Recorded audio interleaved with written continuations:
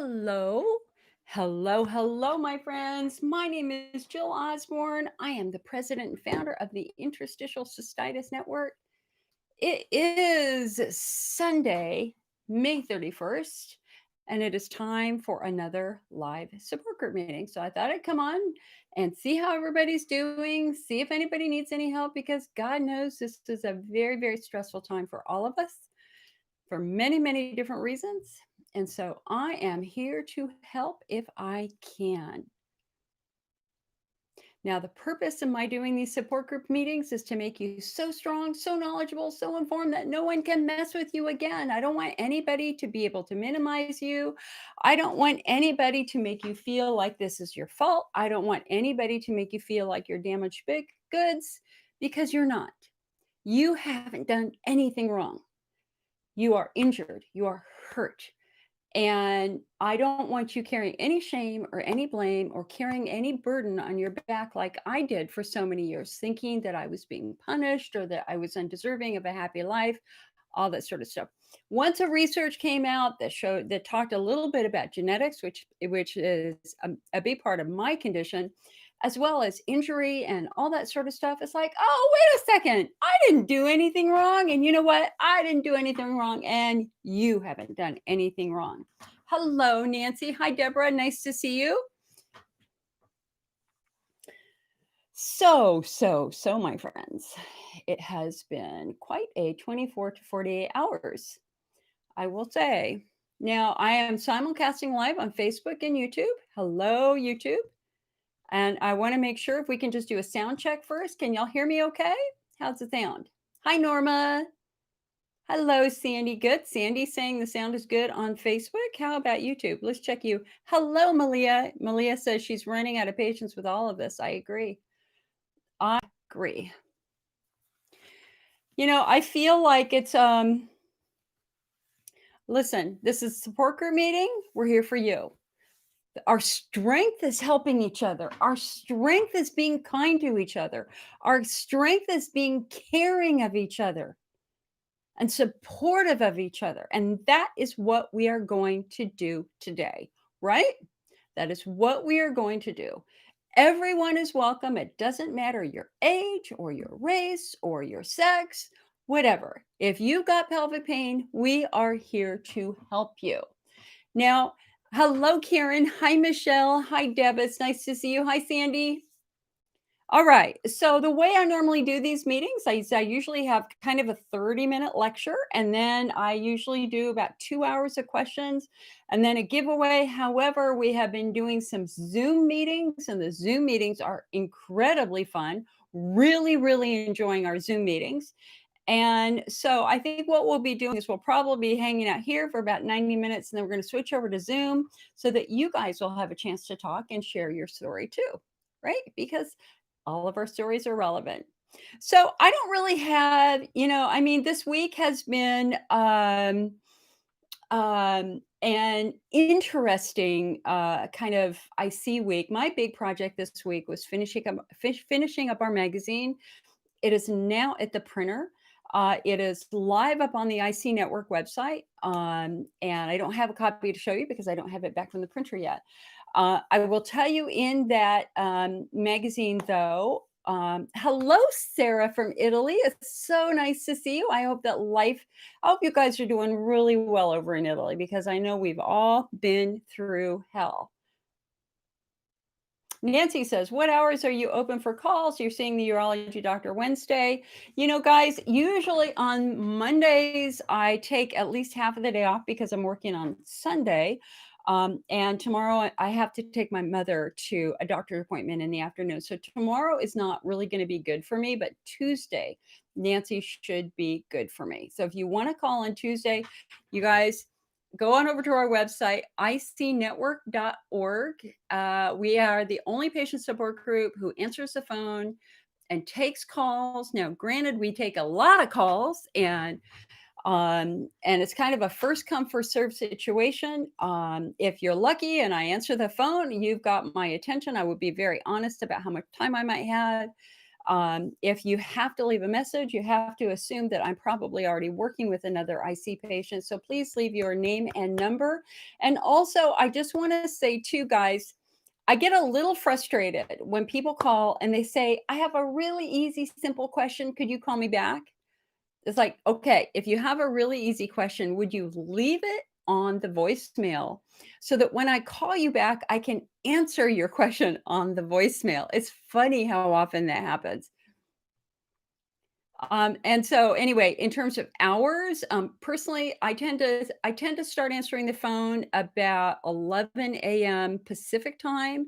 And then I return phone calls all the way up until 6 or 7 Pacific time. So if you're calling on the East Coast and you leave a message, be prepared. I might be calling you back at 8 o'clock, 8:30 at night. Okay. Because that's when I get to breathe.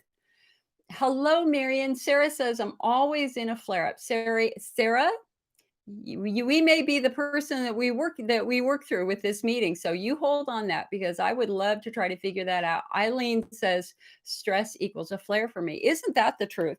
Guys, when you're under stress, this is what happens. You subconsciously tighten your muscles. You subconsciously tighten your pelvic floor muscles. You can't I am under stress. I absolutely feel that my pelvic floor is tighter than normal, and in fact, I used my wand yesterday, and I needed to use it today, but I didn't because I was running. I can feel the tension. You can't turn that off. It's the fight or flight response. When you are under stress or when you're startled, your body is prepared to run or fight. A big part of that involves tightening muscles or redirecting blood flow. So, one of the things that happens when you're under stress is that your blood flow is redirected from your core to your arms and your legs to help you run or fight. But the other thing that happens is your body is getting ready to fight. And so things get tight. Your pelvic floor subconsciously gets tight. And so if you're flaring right now, there's a good chance that you're flaring because you have tight pelvic floor muscles. It is a reality. Sam Lee says, I'm really struggling to get pre-leaf in the United Kingdom. Sam, you know what? Here, hold on. I happen to know the product manager for pre-leaf. Give me a quick second here. Let me just write a letter to him. Let me send a letter to him real quick and see if, so it's pre-leaf in the United Kingdom, right? Hold on.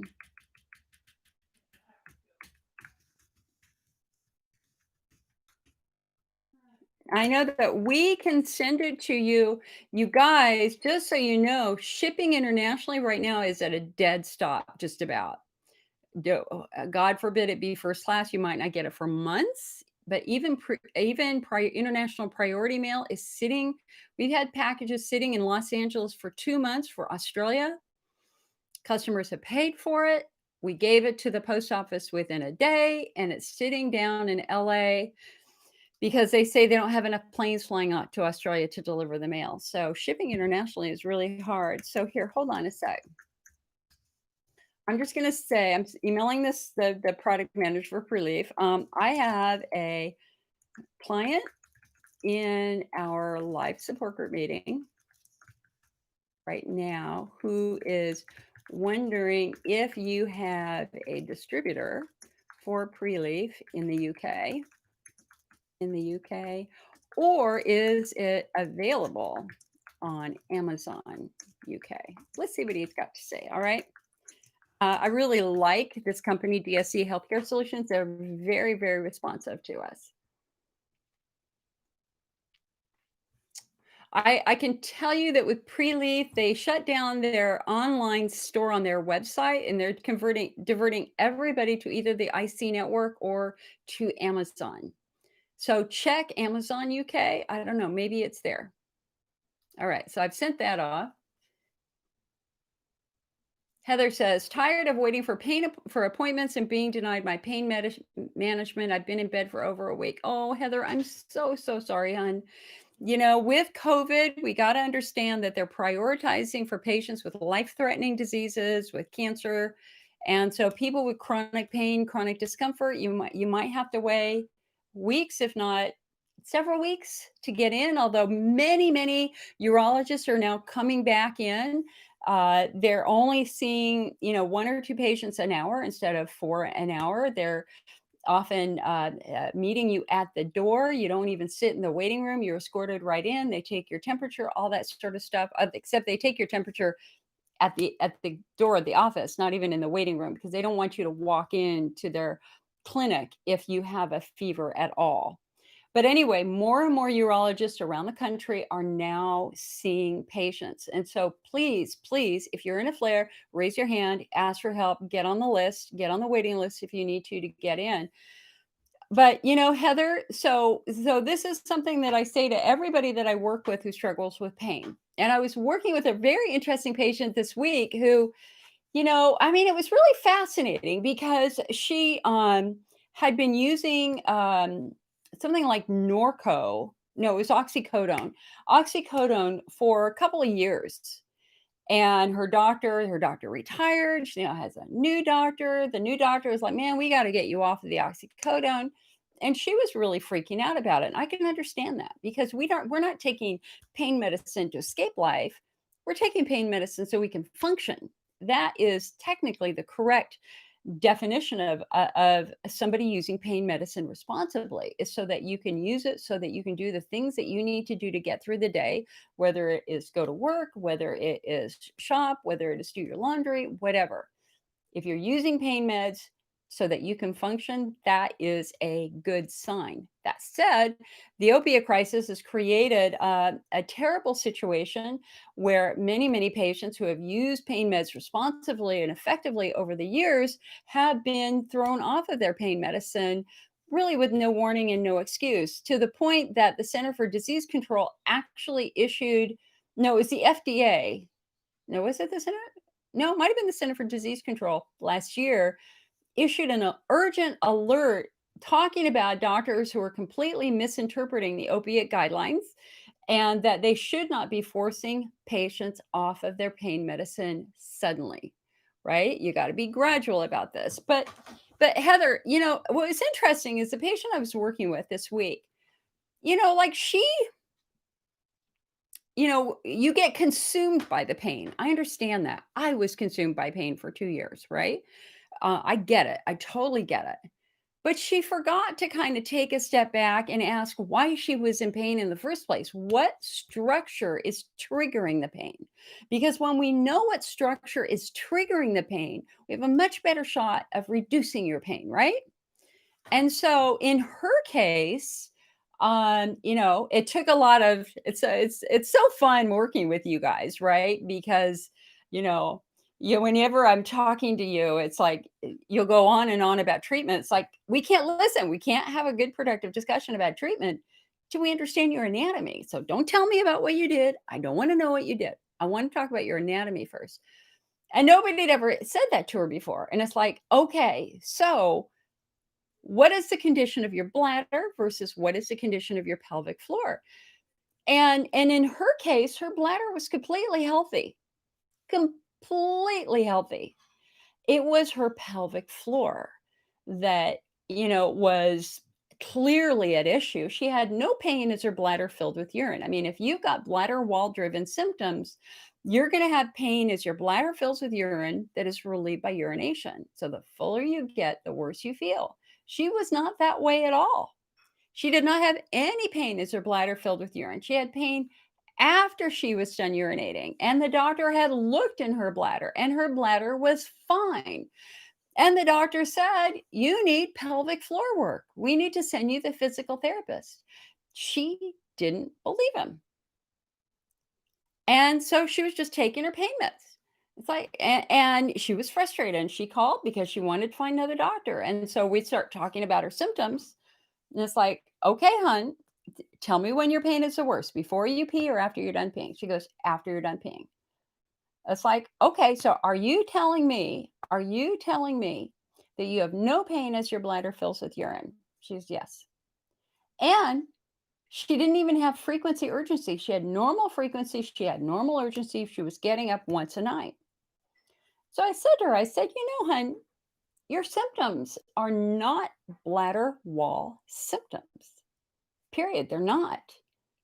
And your doctor looked in your bladder and your bladder is healthy. and you're not having any of the symptoms that we associate with a bladder wall injury, bladder wall trauma, or a Hunner's lesion. And she's like, but it's got to be my bladder. And I was like, no, no, there are muscles supporting your bladder. And there are muscles, you've got 3 layers of muscle in your pelvis. They go from left to right, front to back, low to high. And so she's like, "Really?" And I'm like, "Yeah, really." She's like, "Are you sure?" And I was like, "Yes, I'm sure." And I go, "Are you diet sensitive?" She goes, "No." Okay, listen. If you can drink orange juice and cranberry juice and you're not crying 2 hours later or you're not up that night, then your bladder wall's pretty damn good, which is kind of what I said to her. And so it took a lot of work for me to just kind of go checklist, this. This is a symptom. This is a symptom. This is a symptom. This is a symptom. Okay, so all of your bladder symptoms are fine, but you have bladder pain. So, what did the doctor find when they examined your pelvic floor? He goes, it was tight. Did you go to pelvic floor physical therapy? No. And that's such a tragedy. It's such a tragedy because her doctor had already cleared her and she wanted another doctor to give her bladder treatments. It's like, honey, your bladder is fine. You're not having any bladder wall driven symptoms. I know it feels like it's over your bladder, but you got muscles right there too. And so that just goes to show that, I mean, that's a really good example of I think a patient who gets so drawn up in the pain and so drawn up in really needing that pain medicine that they kind of forget to take a step back and revisit that diagnosis. The American Urology Association is really crystal clear. If you have pain, if your pain is worsening over time rather than getting better, if you're not responding to bladder therapies or any therapy, the doctor is supposed to take a step back and revisit that diagnosis because maybe, just maybe, you don't have a bladder issue. Maybe you've got a pelvic floor issue.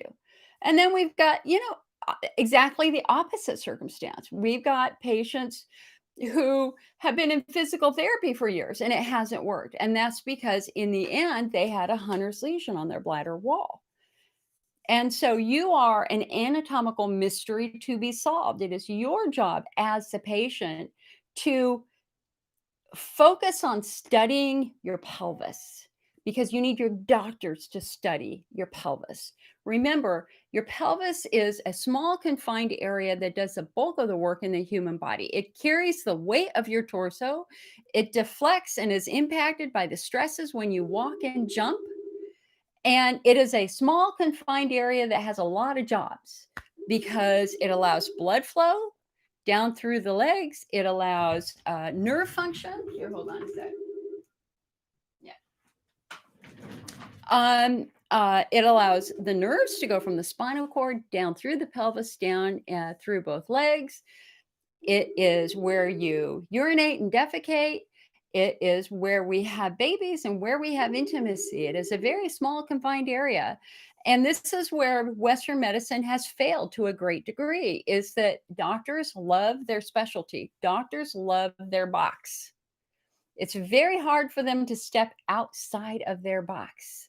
But in the pelvis, you have to step outside of their box. We have to understand that organs affect muscles.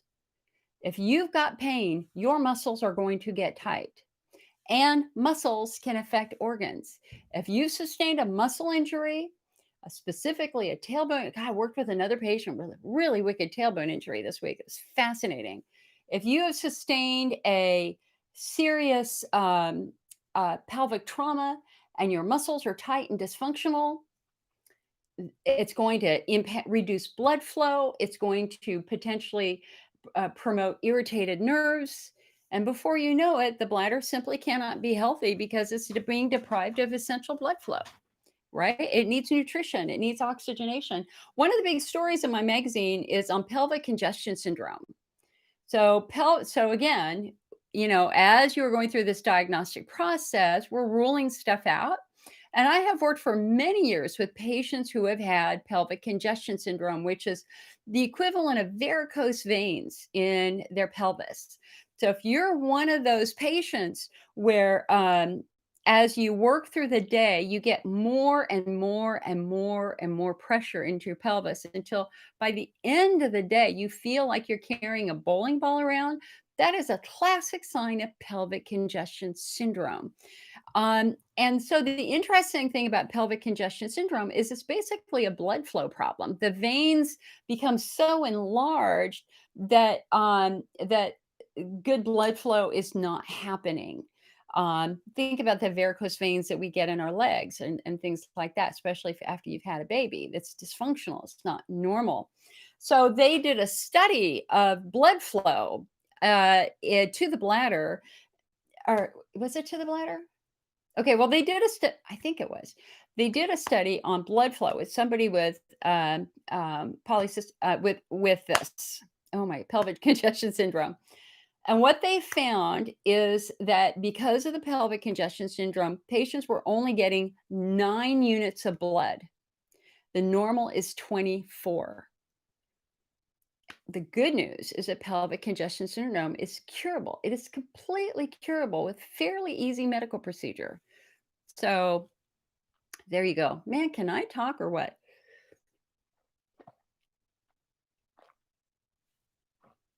All right, let's keep going here.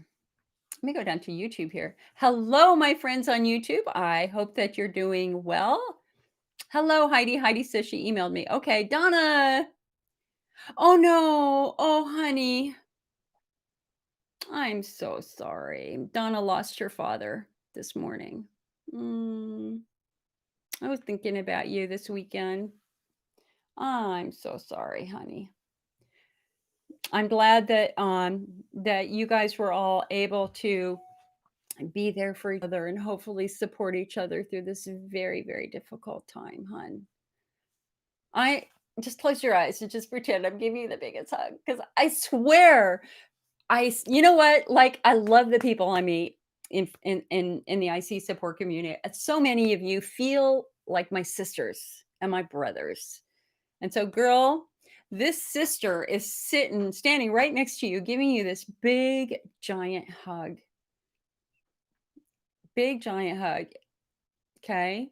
And so you've got to do now here, guys. This is the thing about grief, everybody. Now, y'all need to understand this that grief is different in every single person. There's no expectation on how we each cope with what happens in our life. We have to give people the space and the comfort that they need to work through all of that, right? And so there's no preset, you have to do this or this or this or this. Um, but it is absolutely going to be a time for you to comfort yourself and to comfort your family. And if I can encourage you to use heating pads and just rest and spoon and hug with your husband and give everybody the love that they need. And most importantly, to remember not the not the agony of the last couple of days, because I know it was agony for you, but the joy of a lifetime of love with the blessing that knowing that he is not suffering.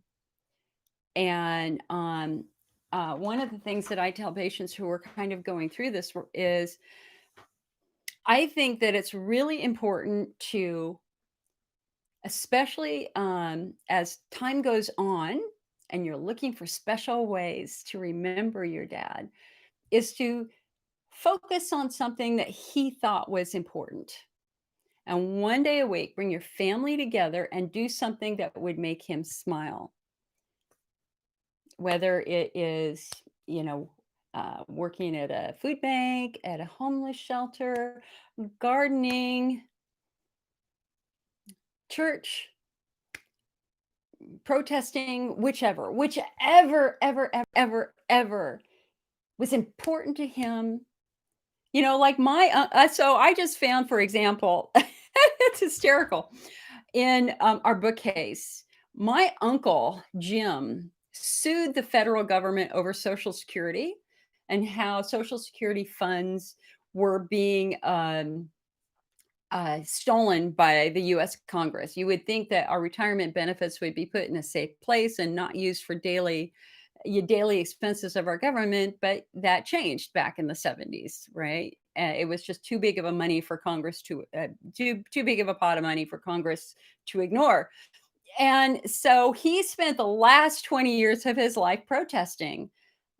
And in so many different ways. But what he actually did is he ended up at the Ninth Circuit Court. He got denied by the Ninth Circuit Court. And so when I think about honoring him, I am thinking about what was important to him was protecting the Medicare and Social Security of those who had paid into it. So whatever your dad felt very, very important about, I hope that you guys can do something to honor him, okay? Big, big, big, big, big, giant hug. Big, big, big, big, giant hug to you. Well, he was a little, I'm going to tell you, it was a little bit of a jerk too. I mean, he was. I listen. I loved him. He's gone now. But he didn't get IC at all. And when we went to visit, he actually yelled at me and said that I was trying to get the attention of the family because I had a flare. So he was not. Everybody has good sides and bad sides. I choose not to remember that so much from him. I have to remember that he was fighting for everybody's access to Social Security, which I think was absolutely wonderful. Life, right? All right, let's go back. Marion says you enjoyed Zoom last week. Yeah, we're going to switch over to Zoom again probably in an hour or so. Sam Lee says, I'm not allowed bladder installations until further notice. I've had none in 14 weeks. So, Sam, this would be the next time you get in, why don't you ask if they will teach you how to do bladder installation so that you're not dependent on them anymore? If you're doing rescue installations because they help calm your bladder wall, then you can do those from home. You can do those at home. Many patients do. It's very easy to learn how to self-catheterize. The hardest part about doing a rescue installation is number one, having the supplies on hand because sometimes there are heparin shortages. But sterile technique. You have to really know how to do it correctly. You can't reuse catheters or anything like that. You have to be really, really careful so that you're not introducing bacteria into your bladder. So, Sam, I got to come back to you. The point that I was trying to make with that story is since you can't get into the doctor's office, this is a really good time to just take a step back and go through all of our confusable conditions on our website. And let's see if they missed something. Let's see if they missed something. Could you have could you have fibroids? Could you have endometriosis? Could you have black mold in your house? Could you have pelvic congestion syndrome? All those things.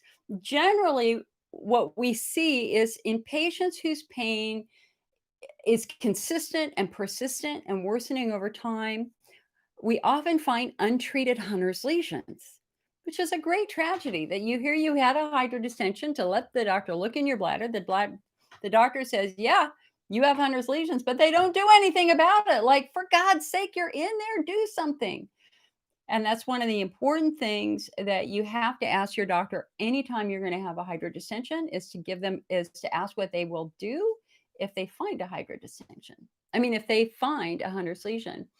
Feliz, I don't know what language you're speaking. And greetings from Turkey. Very, very nice to meet you. Sarah says, I don't eat anything anymore so as not to increase the flare. I went to weigh and you weigh 40 kilograms. Sarah, I'm going to show you that in the United States, we don't use kilograms, we use pounds. And so I'm really not sure. I don't remember off the top of my head what that conversion was. You don't need to be afraid to eat. Don't be afraid to eat. That's why we have such a big diet list. We did that big 3-column, 16 or 13-page diet list to give you an abundant variety of things that you can do. So, if you've got Hunner's lesions, if you've got bladder wall-driven symptoms, you've got a chemical injury to your bladder, or chronic fungal infection or estrogen atrophy, the pivotal thing here is to remove acids and to remove caffeines. And so we want you to be drinking water or milk or chamomile tea or herbal tea, because if you had an open wound on your hand, what would you put on that open wound? Water or milk. So you got to look at what you're drinking. You should not be taking a multivitamin unless it's a low acid multivitamin. So please come on over to our website, icnetwork.org, and go to our diet section and download that 13-page diet guide. Listen, you can eat any meat that you want. Meats don't cause flare as long as they're not preserved. So if you want to grill up a steak, if you want to make broil up some chicken, have a pork chop, it's fine. It should not trigger your symptoms. I don't want you to use steak sauce or anything like that, or you put a hot spicy rub on it. That would be an absolute mistake. The vegetable aisle is your friend. The vast majority of vegetables are IC friendly. The ones that aren't are going to be tomatoes, although technically that's a fruit, right? And so you should be able to have potatoes. You should be able to have carrots and celery. You should be able to have avocado. You should be able to have squash and zucchini. You should be able to have mushrooms and broccoli and all that sort of stuff. Those usually do not trigger flares unless that patient has a pre-existing sensitivity to one of those. The challenge here is the middle of the store. You want to shop on the outsides of the store. You want to go to the bread aisle, you want to go to the meat in the back, and you want to go to the veggies on the other side. It's the pre-manufactured foods that can be a bit of a challenge because they tend to have a lot of chemicals in it. So anyway, come on over and take a look at that.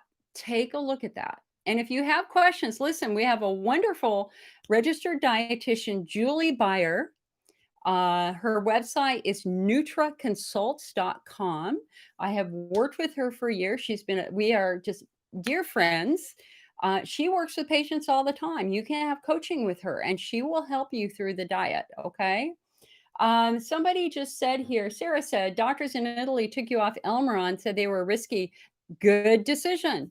Very, very good decision. We now have 4 lawsuits filed in the United States on behalf of IC patients who have faced very severe eye damage. And so remember that the mechanism of action of Elmeron is a coating, a bladder coating effect. And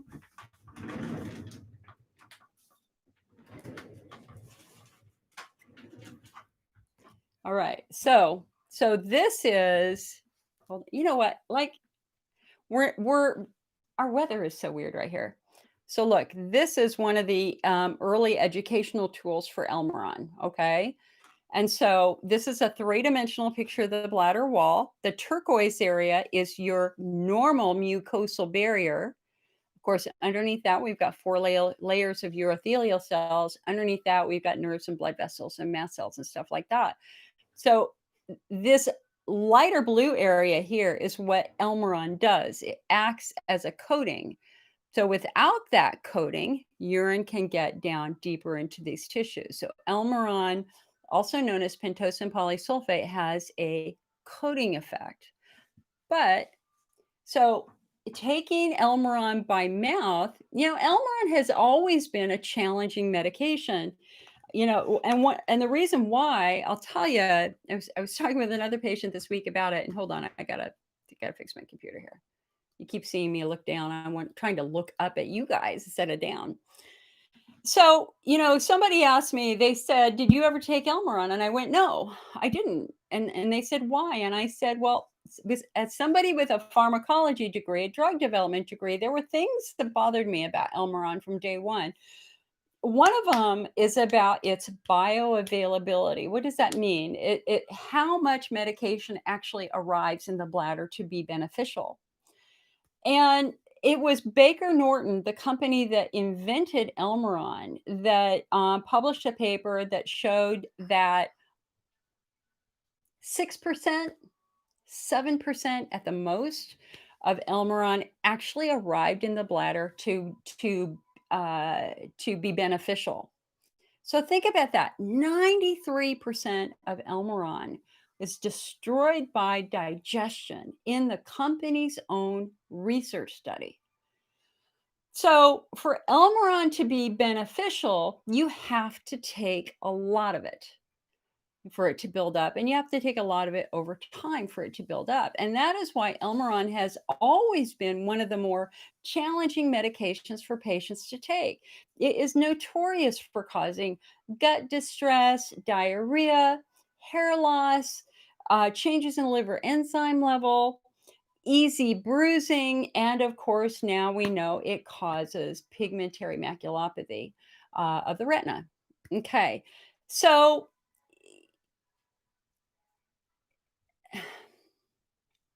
it never made sense to me. Um, we now have research that was presented earlier this year that chondroitin has a similar coating effect. Now, that's another little interesting history lesson because up in Canada and in Europe, there were IC treatments that were never available here in the United States. So one of them was Uracyst, Uracyst. Uracyst is a liquid chondroitin, and they did it as a bladder installation in Canada and Europe for a long, long time, and it was marginally helpful. And then they had Cystostat, and Cystostat is a sodium hyaluronate bladder installation, and they did that. They also did that for years and years. And these two companies warred. They were always warring with each other, always warring with each other. So one would have one study, and then the other would have the other study, and they would constantly try to discredit each other. And then somebody in Europe said, well, hey, let's try both of them together. And guess what? When you combine chondroitin and hyaluronate together as a bladder installation, it was much better at calming the bladder and helping to provide this bit of a coating effect. So, again, unfortunately, those medications are not available as bladder installations here in the United States. So, we have to turn to supplements instead. Taking a supplement that contains chondroitin is considered viable. And of the most important ingredients, a research study that was presented at the ESSEC meeting earlier this year found that chondroitin was most effective at kind of restoring the integrity of the surface. So look instead, since you're off of the Elmeron, look for supplements that contain chondroitin. If you're in the US, that would be Bladder Builder, Bladder Rest, Cystro Protect, Cystro Renew. Those are our top chondroitin-based supplements.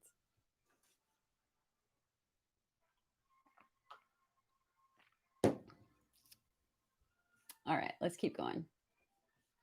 Hello, Donna. You guys, we have somebody very, very special in the room. Her name is Donna Korn. Donna Korn has been running the IC Network Support Forum for 15 years now, Donna, I think. You want to talk heart of gold?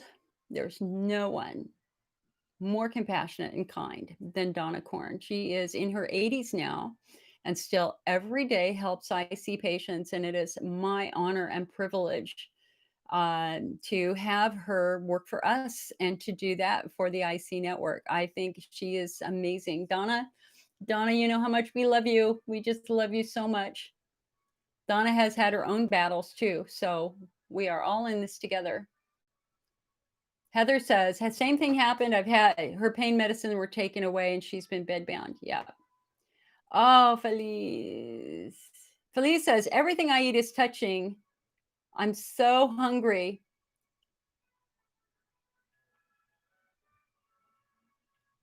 Okay, Heidi says, I hope you see my question on YouTube. So let me, Heidi, it's about the sugar test. Oh, are you talking, Heidi, are you talking about the patients who flare when they eat sugar or carbs and how that is a sign of a candida infection? I think that's what you're talking about, right? Yeah, I think pretty sure that's what you're talking about. So guys, remember, as we're trying to understand why the bladder is so irritated and we have our 5 subtypes for IC. So we've got 5 kind of critical situations that can cause the symptoms that we associate with IC. One of those is, in fact, patients who might have a chronic fungal infection like a candida infection. I know when you think bladder infection, you're thinking bacteria, but it's our own National Institutes of Health IC research studies that can consistently and continue to find candida and fungus in the urine of patients with IC who are flaring. And they have identified 13 different species of fungus in the urine of IC patients. And what they have found is the more fungus you have, the worse your pain. And so, if you notice that you're flaring when you eat carbs, that is a clear sign that you could have a fungal infection. And what you'll want to do is have a next generation urine test to see if they can identify what fungus you might have. And hold on a second.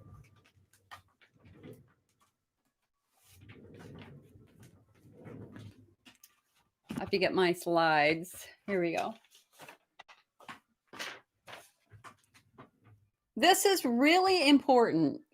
Listen, I know a lot of you out there, you just thinking infection, infection. It's got to be, it's got to be, it's got to be. And you've had doctors say, well, maybe it's infection. You've had doctors who say, well, okay, I'll give you antibiotics just to be on the safe side. And in your brain, you're just going, it's got to be infection. It's got to be infection. It's got to be infection. Yeah, it might be infection. But the question is, what type of infection? It might not be a bacterial infection. It could be a fungal infection, or it could be a viral infection. And so the way you can know the answer once and for all is to have a next generation urine test. Just go to bladderhealth.org and go check it out. There's a bunch of videos over there of urologists who use this very, very successfully. Oh, I'm hot. I got to put my hair up. This is the joke here in my family is now that since our hair salons are closed, my hair is going to be down below my tush. My hair grows really fast, like an inch a month. It's the weirdest thing in the world. All right, hold on. Okay. Whew. All right. Tammy is flaring in Minnesota. Girl, I completely understand you flaring in Minnesota. If I were in Minnesota, I would be flaring too. And my heart goes out to all of you, sending you lots of strength, courage, and hope and support during this difficult time. And I truly hope things calm down. Brenda says, have you tried proline or lysine? I use that and it lessens my flare. Lysine, I use lysine when I get canker sores. And so for patients who have Hunner's lesions and they have a history of especially Epstein-Barr, because we don't have good research that talks about treating viral infections in the bladder, even though we have multiple studies now that are connecting viruses to Hunner's lesions. One of the things I suggest to them is, hey, why not just try a little bit of lysine? Because I'll tell you, lysine sure helps reduce a little canker outbreak.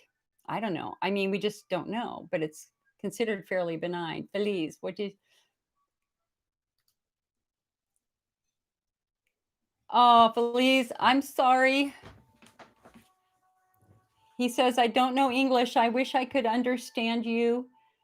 I have a translation button. I wish you had a translation button back. I'm sorry. Jessica, I had my cystoscopy postponed during this all as well. Thank you for all your help and suggestions. When it comes to pain, it takes a toll on a person. I'm sorry to hear that people are having trouble getting their supplements and or pain pharmaceuticals. This is just terrible. We have a steady supply of supplements now. And so what I am telling everybody, if you rely on Cystoprotect or Cysto Renew or Bladder Builder or Bladder Rest, please order plenty now to get yourself through the summer and to try to get yourself through fire season. Because our fire season is now starting here in California, and we've already had a couple of fires, and they are already telling us that we're going to have a long, prolonged periods of power outages potentially. So if the power is out, we can't ship it to you. And so if it's really important for you to have supplements, make sure you order plenty. And if you call me personally and if you order more than 2, I'm going to give you a 15% discount just so that you have them on hand, okay? You have to talk to me to get that, not my staff. Heather says, how do you feel about bladder rest? Just started on it and I can't find much on it. Bladder rest has been out for about a year. It was created specifically as an alternative to Cysto Protect because Cysto Protect came out with a cancer warning and pretty much died in 24 hours, right? And so we needed an affordable option for somebody who loved Cysto Protect but couldn't get it or wasn't going to take it with the cancer warning on it. So, bladder rest is viable. It is working for, I'm going to say probably 75% of the people who switch from Cysto Protect to bladder rest love it. And I think 25% prefer Cysto Protect. So we have both.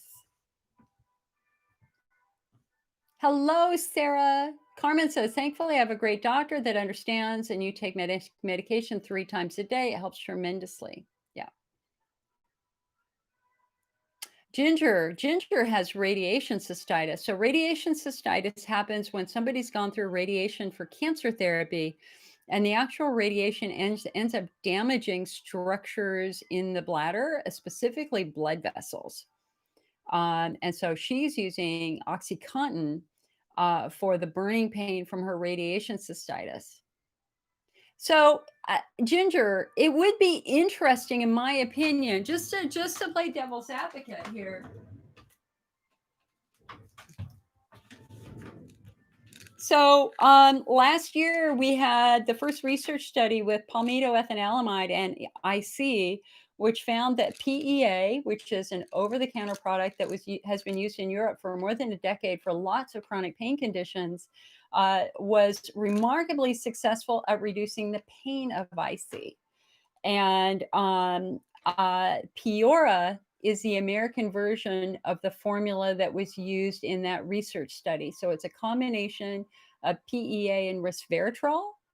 And in that study, what they found at 3 months is that 87% of patients at 3 months, IC patients using PEA had a significant reduction in pain. And at 6 months, every patient using it had a significant reduction in their pain, and 25% were pain free.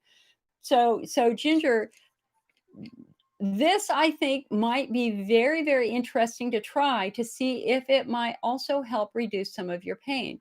In the IC study, there were no reported side effects. And in almost every study that I looked at for all the other conditions they use it with, very, very, very, very, very few side effects. I take this myself at night because I have a lot of nerve pain in my skin that keeps me up at night. And I'm stunned at how good it is. I think it's amazing. So Peora might be interesting to try.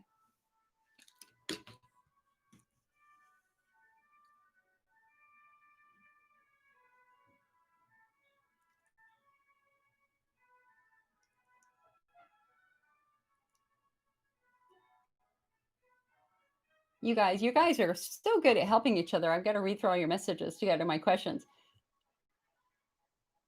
My doctor has said that does IC okay, my doctor has said, okay, I don't understand your question, hon. You're saying you have a low immune system, so you're in shielding. I don't know what that means. Is this due to bladder installations or the condition itself? IC is not considered, IC patients are generally not immune compromised unless they're on cyclosporin. And that was the ICA Medical Advisory Board issued a statement about 6 weeks ago because patients were asking, are we more vulnerable to COVID? And the answer is no, we're not. We are not more vulnerable because IC is not considered an immune disease, autoimmune disease in the vast majority of patients out there. Rather, we look at IC really as more injury or trauma for the subtype 2, 3, 4, 5. Subtype 1, Hunner's lesions, we're really looking more at viral infection. Hello, Sophie from Georgia. Nancy says, I wish some of these urology doctors had your knowledge. Well, yeah, but remember, people go into medical specialties for a lot of different reasons. They have a lot of different interests. For all we know, your urologist had a father who died of prostate cancer, and he went into urology to help other men with prostate issues. It just is what it is, and you get to be our ambassador. You get to be somebody who educates others, right, about what we've learned today. I will tell you that doctors simply don't have the time to go to conferences and take the classes. I do. I do. So, at the American Urology Association, which is a big annual meeting, the biggest international IC meeting, there's a lot of international doctors who come too. So, in the IC portion of that, there might be 400 doctors from around the world who take the IC class out of 35,000 doctors attending the event.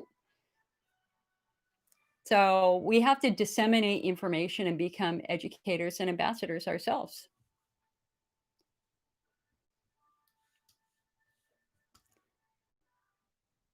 Donna says, have you seen the TV commercial for Elmeron? No, I haven't yet. Interesting. Lots of law firms are now circling, trying to get IC patients. In our magazine, I have an extensive interview with the chief attorney, the attorney of record, who has filed all 4 of the existing federal cases right now against Elmeron, and so that is in this magazine. And so if you're a member of the IC network already, you can literally right now go to your member page of the magazine. Deb says, are there any interactions with prescription meds and supplements? Potentially, yeah. You got to tell your doctor everything that you're taking. That's for sure. That's for sure. I'm trying to think about what would be the most common. I guess the one that comes to mind are going to be anticholinergics. So you can be taking antidepressants like Elavil. You could be taking ditropan or Detrol, which is also an anticholinergic. And then you might be taking an over-the-counter supplement that's also an anticholinergic, or an over-the-counter allergy med that is an anticholinergic. And all of these medications together will then create a tremendous strain on your body. Way too many anticholinergics in there, which is one reason why they are now linked to Alzheimer's and dementia and cognitive decline. And so, yeah, you got to tell your doctor everything that you're taking so that they have a clue, what's going on there. So I did a big workout yesterday. I signed up for a new workout program. Oh my goodness, I am. My shoulder hurts, my hip hurts. I've done more crunches in the last 10 days than I've done in the last 10 years. Okay, Cheryl says, I have bladder pain after I urinate. Could this be due to exercise or sex? Seems to be different than a food flare. Have been doing pelvic floor therapy, but stopped for a bit. Yeah, yeah. Whenever we see, I mean, there are 2 primary things that we look at, Cheryl, with pain after urination. Number 1, where is the pain? If the pain is on your vulva, if the pain is outside of your body, and if your urine feels hot, like it's burning you, then that's probably estrogen atrophy. It's, because, your mucous membranes rely on estrogen to produce mucus. And as you get older, you have less estrogen, therefore you have less mucus. So we call it urine burn. So if as you're peeing and urine is flowing across your vulva and you feel a burning sensation, that could be estrogen atrophy. But the other thing that we're always going to look at too is the pelvic floor, especially if you're pushing or straining. Please, God, people, stop pushing and straining to pee. You will only mess yourself up. One of the things that the bladder does, if this is, I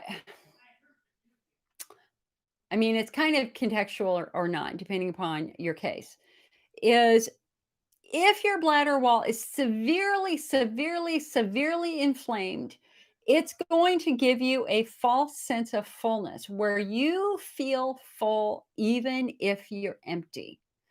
So, and these are the flares that I used to have. These were the flares that I had for 5 years before they slowly calmed down, where you would go to bed at midnight, you would wake up at 2, your bladder would be very full, you'd go to the bathroom, you'd pee out a half a cup of urine. You go back to bed, you'd wake up 30 minutes later, your bladder feels very full, you'd go to the toilet, you'd pee out maybe a teaspoon. You go back to bed, you wake up 15 minutes later, your bladder feels very, very full. You go to the bathroom, you push and push and push and push, and you get maybe a drop. Because seriously, your bladder's empty. Your bladder's empty. But that false sense of fullness is what we see when the bladder is extremely and profoundly irritated. Nancy Farrell, how do you diagnose a pelvic floor dysfunction? I mean, guys, bam, it's a finger in your vagina or your rectum touching muscles. If they're tight and painful, bam, there you go. And we also look at symptoms too, because again, if it's your bladder wall, you're gonna have pain as your bladder fills. If it's your pelvic floor, if it's your bladder wall, you're gonna be gosh, how do I want to say this? Bladder wall pain is very sharp and shrill. It feels like razor blades in your bladder. It's described as razor blades. Somebody with a bladder wall injury or a Hunner's lesions or chemocystitis or estrogen atrophy, your day is controlled by restroom access. You are absolutely controlled by restroom access. So your life is gonna revolve around where the restroom is when you've got a bladder wall injury. Pelvic floor, it's a duller pain, it's an achier pain, and it's characterized by burning. There's a burning sensation because a muscle that's working hard is a muscle that builds up lactic acid. If you were to go run around the block, halfway around, your legs are going to start burning because you're working the muscles hard. That's what a muscle produces lactic acid when you're working it hard. So you have that same thing happening in your pelvic floor. When you work those muscles hard, they start to burn. It's usually a vaginal or a rectal burning sensation. But the classic symptom of somebody with pelvic floor is that when you try to pee, you can't pee right away. You hesitate 5, 10, 15, 20, 30, 40 seconds before you can empty your bladder. That's because your muscles are tight. Urination is about a muscle relaxing, a sphincter opening, and your urine coming out. It's pretty instantaneous, unless your muscles can't relax right away. Otherwise, you're sitting there going, okay. You got the water on, you might be turning your water on, and some people, it takes them 5 minutes to let their urine out. That's because their muscles are so incredibly tight. Sarah says, with me, they failed all the therapies available in Italy. Now they want to try ozone therapy through blood infusions. Interesting. Very, very interesting. I'm pretty sure. Oh, you know what? I'm thinking of hyperbaric oxygen therapy. Sarah, honestly, listen, here in the United States, if a patient is consistently failing therapies, we always want to take a step back and go, have we missed something? And that's really what you have to do right now. You have to take a step back and see if you've missed something. Could you have fibroid tumors? Could there be something else going on in your pelvis, a Tarlov cyst, anything at all like that, which could explain some of your symptoms? Polycystic ovarian syndrome. And so I think, or if your muscles are chronically tense, why? It could be a mechanical issue. It could really come down to your feet. If you're not walking correctly, then you're also not going to be, you're going to be stressing your pelvic floor muscles in a very, very different way. And that could lead to long-term chronic pelvic tension, which can lead to bladder wall breakdown over time.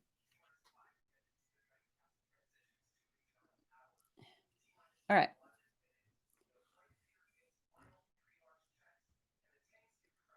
Hello, Catherine. Sophie, started my bladder builder a few days ago, praying it helps. You've been in a flare for 2 months, taking warm baths, heating pads, and taking Hyphen at night, and Valium suppository when you have to. So, Sophie, the Valium suppository is all about getting your pelvic floor relaxed. So again, you're kind of stuck in that chicken versus the egg dilemma. Which comes first, the chicken or the egg? And for us, it's which comes first, the bladder or the pelvic floor, right? They're both involved to some degree, but one is normally primary and one is normally secondary. So what we really want to try to do is target which one's primary, which one is driving the other one. And that's very true with flares too. If your flare began because you drank something you shouldn't have drunk, then we know that your bladder's screaming because you drank Mountain Dew. I'm not saying you did. I'm not saying you did. Don't worry about that. I'm just giving an example here. But let's just say your flare was triggered by a dietary reason for one reason or another. We know that that would make your bladder be in pain, and then we know your pelvic floor muscles would get tight in a guarding reflex to protect you from that pain. Our therapeutic priority for that type of flare is to calm and soothe the bladder. When we calm and soothe the bladder, the pelvic floor should release. But if you're having a IC flare because you fell or you had a baby or you're under massive stress, and your pelvic floor is super tight, the bladder wall therapies are not going to do nothing for you, because our therapeutic priority for that patient is to restore blood flow. How do we do that? By relaxing muscles. So it would be just very, very important for you to make sure you're also in physical therapy if you've got tight muscles, and that physical therapy may be the priority. With the patient I was talking about earlier, the one who called to get a referral to another doctor because she didn't believe she had pelvic floor dysfunction, even though she had absolutely no symptoms of her bladder wall. I mean, it was just so interesting kind of walking her through that. And she's like, well, can I take a supplement? And I said, why? Why would you take a supplement? If you're on a limited budget and we know your muscles are tight, you've got to put your money into working on your muscles. And I told her, I said, that's how you can tell I'm a support group leader rather than a shop owner, because a shop owner would tell you to buy everything. It's like, no, no, no, no. It's all about finding what works for your unique presentation. And let me just take a moment and thank Preleaf. Preleaf is the sponsor for this live support group meeting. Preleaf is the oldest supplement on the market today. It is not for the bladder. What it does is it reduces acid. So if you've got to go, well, what I used to say is go to grandma's house and eat her lasagna, and lasagna is going to kill your bladder because you got freaking Hunter's lesions. You could take some Preleaf ahead of time that would reduce the acid level of that. And so Preleaf is in the bathrooms of almost every IC patient for those moments when you're going to be exposed. Whoa, you're going to be exposed to a strong acid. But you don't eat it like candy. Listen, it's calcium glycerophosphate, and because it is calcium, the calcium has to go somewhere. And if you take too much calcium, you might end up with kidney stones. So you don't eat this like candy. You eat it when you need to before a meal. All right. It's been around for 30 years. And it's just the staple. It is the staple in the IC world for people who have bladder wall food acid sensitivity. So we would like to thank DSC Healthcare Solutions for sponsoring this meeting, and for sponsoring pretty much every IC event that has ever happened for the last 30 years, both through the IC network and the other IC groups.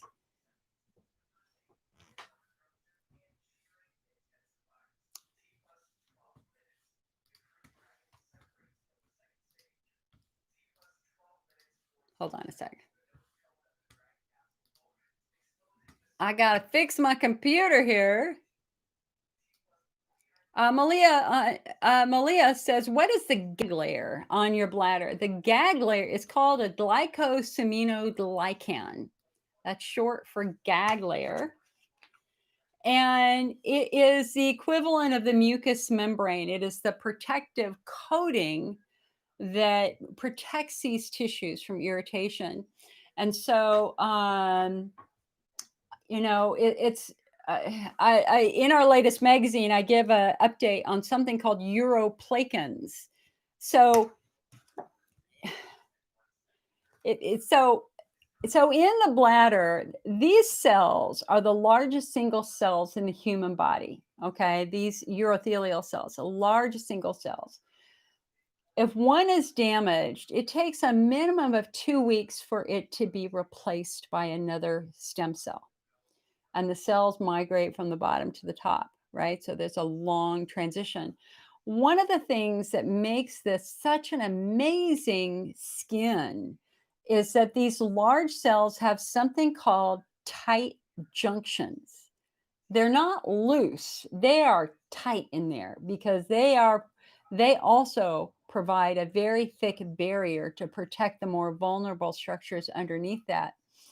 And uroplakins are like claws. So they come up through the cell membrane and they're kind of like this shape. And they kind of hold the tight junctions in place. Anyway, it was a very interesting piece of anatomy that I had. I'm not saying that that's a perfect description of a uroplakin, but essentially the gag layer is going to be this turquoise layer. Okay.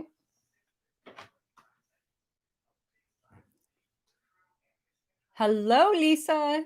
Lisa, I hope you got to play tennis this week. DJ says, having my hydrodistension and chemo nervation tomorrow after long months of waiting due to COVID. DJ, good luck, hun. I hope everything goes well.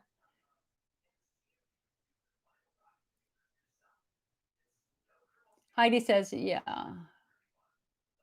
So Heidi, getting back to the sugar test, I'm not sure if that's I'm not sure specifically about that type of test.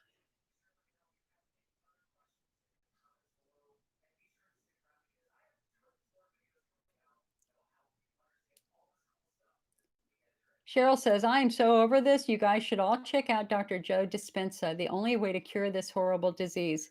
Cheryl, I am sorry to disagree with you. However, number one, we don't look at IC as an incurable bladder disease anymore. We look at it more as a pelvic injury. We have 5 key variants for IC: Hunner's lesions, bladder wall injury, pelvic floor injury, a nerve injury, and central sensitization. And nobody can cure all of those subtypes because you don't cure an injury, you heal an injury. Pelvic floor injury is healable by restoring blood flow and doing correct pelvic floor physical therapy. Pudendal neuralgia is also potentially healable if we can figure out what is compromising that nerve and release that and get the nerve to calm down, usually with an anesthetic. Bladder wall injury, the bladder is healing all of the time, all of the time. That never turns off. It's creating an environment to support healing. That has to be our goal. But anybody who claims that they can cure all of IC, it's just not true. Erin says, Jill, how have you been? I have been stressed with my family, stressed with what is happening. I am very proudly wearing my I'm with them shirt. It is my way of protesting. That's all I'm going to say about that. Janet says, after my most recent flare, I've also been afraid to eat. Again, guys, don't be afraid to eat. There are different types of flares. DJ says, I want to thank you. I was so much more inflamed than ever before, and I was able to have a more constructive conversation with my urogynecologist. Yeah, baby. Woohoo! That's what I like to hear.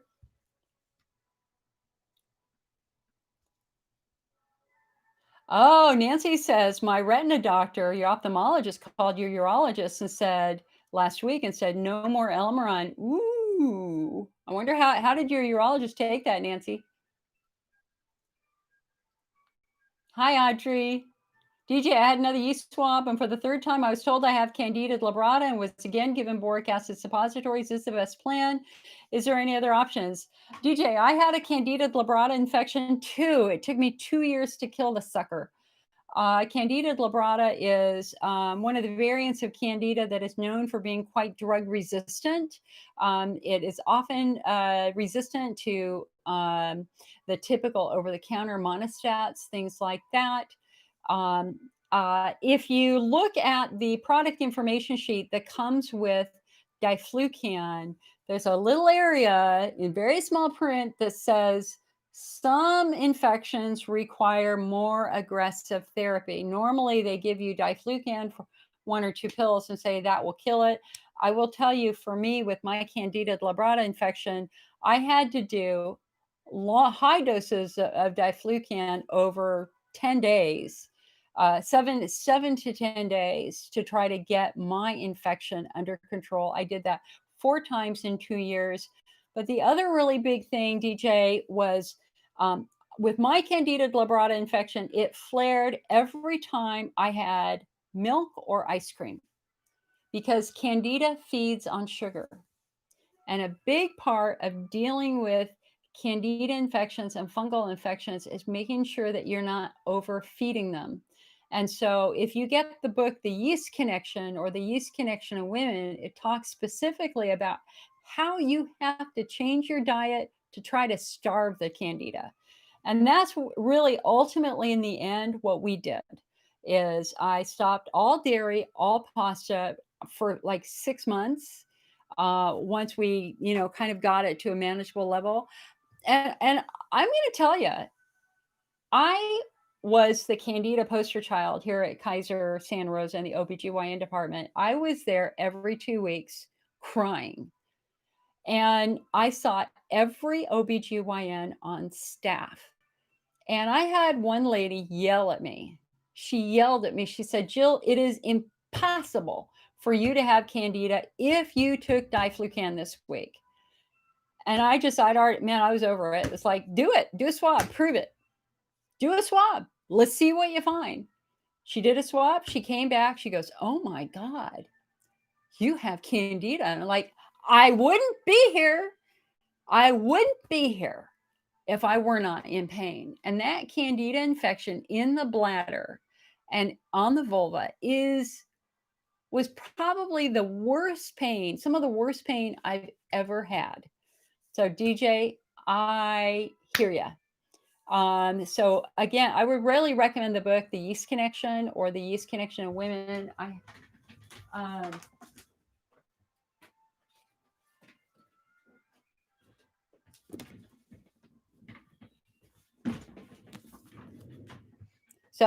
By Dr. William Crook. So this was the book that I relied on to get through and past that Candida infection. But again, if you do next generation urine testing, DJ, they compare the DNA of the Candida with their database, and they should be able to give you some treatment suggestions based upon what they find. So I think, again, you are the perfect candidate for next generation urine testing. Okay. I would definitely do this.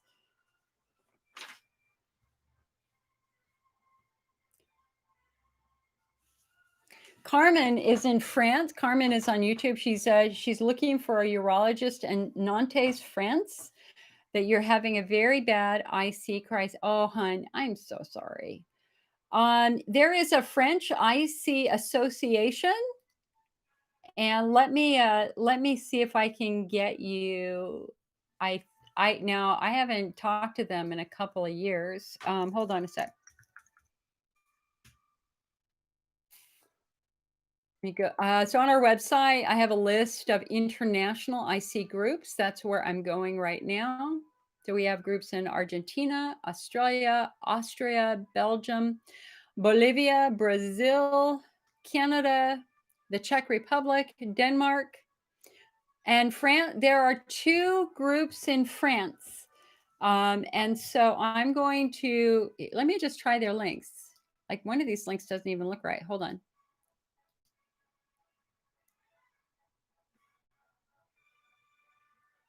It worked. All right. It's not secure on their end, but hold on a sec, guys. Let me just put this link in YouTube for her. Carmen says she cannot even, oh, honey, I'm so sorry.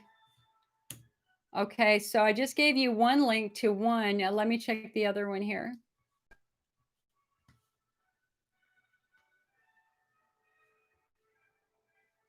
The Association Française des Allergies Périnneales. No, see, I have no French accent. I'm sorry. I can do a Spanish accent.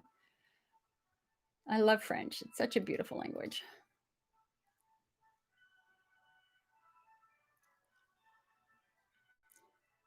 Interesting. All right, and the second link is not working. So, all right. So, Carmen, come on over to our website and go into our flare management section. Job number 1 is trying to figure out what kind of flare you're having. Is it a bladder wall flare or is it a pelvic floor flare? If do you remember what triggered it? What do you think triggered this flare?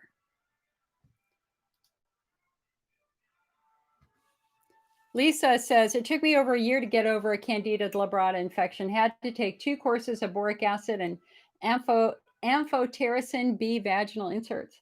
I never took that. So, Carmen, what do you think triggered this flare for you a couple weeks ago? Let's see if we can troubleshoot that flare. And guys, we'll be switching over to Zoom. So Zoom is a way of doing a support group meeting where you will be able to talk to me and I will be able to talk to you, and there will be lots of people in the room who will be listening. And again, this is what we are doing right now. This is a time where we come together and heal our nation and heal our world through kindness and support. This is what we are going to do to try to get us through this hard time right now.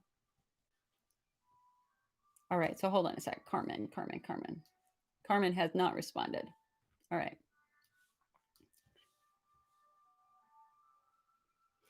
Catherine says, my daughter is an eye doctor, and she tested me immediately and said no more. It's too high risk for serious vision issues. She explained to me that the molecule is kind of costing a part of the eye or retina and damaging it. Oh, you mean coating? Yeah. Yeah, I didn't realize. I think that they were saying that there were glycosaminoglycans in the bladder. I didn't realize that. I mean, in the eye. I didn't realize that. Sophie says, I usually have Elmeron installations. Which medicine is better for installations?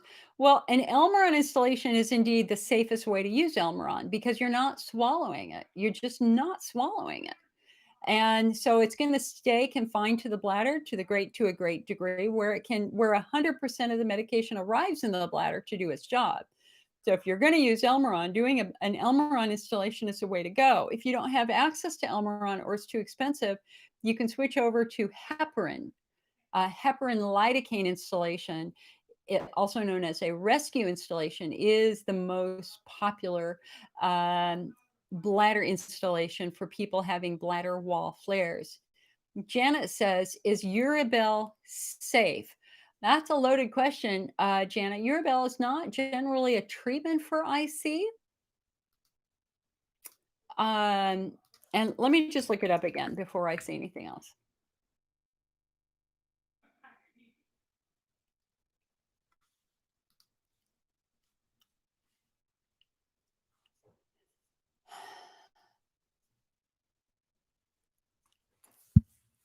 So Uribel really is more of an antispasmodic. So if you're having bladder spasms, then doing something that is a smooth muscle relaxant that can calm those bladder spasms makes sense. That would be in the ditrol, the ditropan, the detrol, oxybutynin. That would be kind of in that class of medication.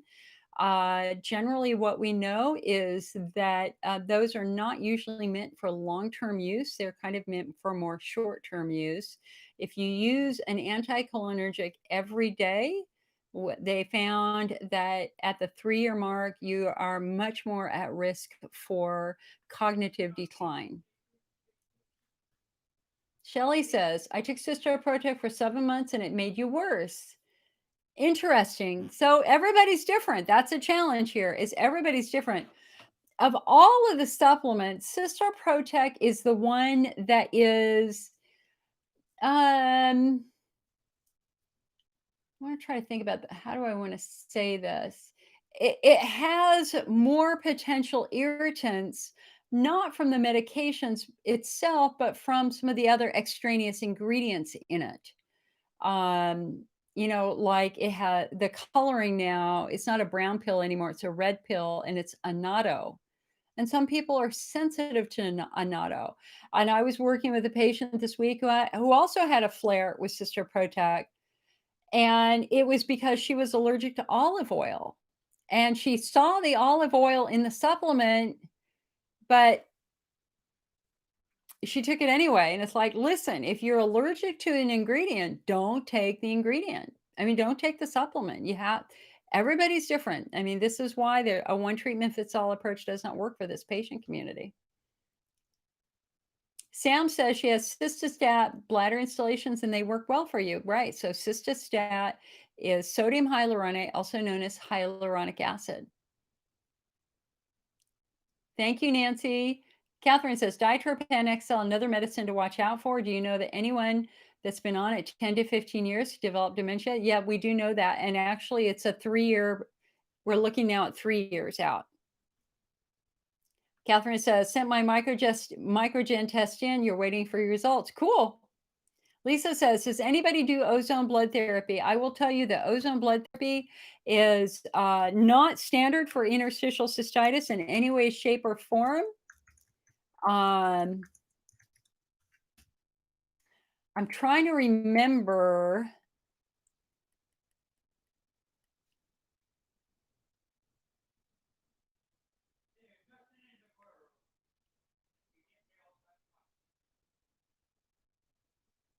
I always get confused with ozone versus hydrogen peroxide, and they're not the same. Obviously, they're not the same.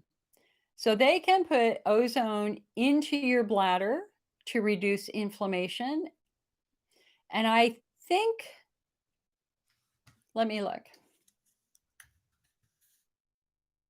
Let me just go to the National Library of Medicine and just look real quick. Let's just look and see what the research says.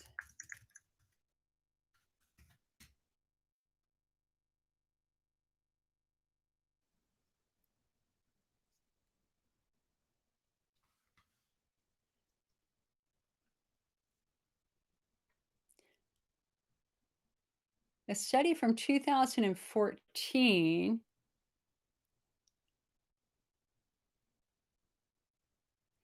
The very small animal study with ozone. And I see, and what they did is they irritated the bladders of 30 New Zealand rabbits with hydrochloric acid or sodium chloride. So what they tried to do was to chemically stress the bladder walls. Then this is the type of research I hate.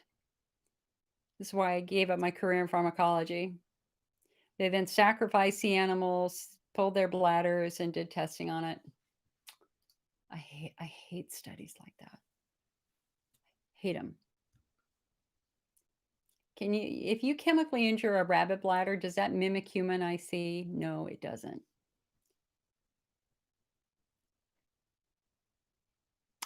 Catherine says, what is a microgen test? Is this the bladder DNA test? Yes, it is.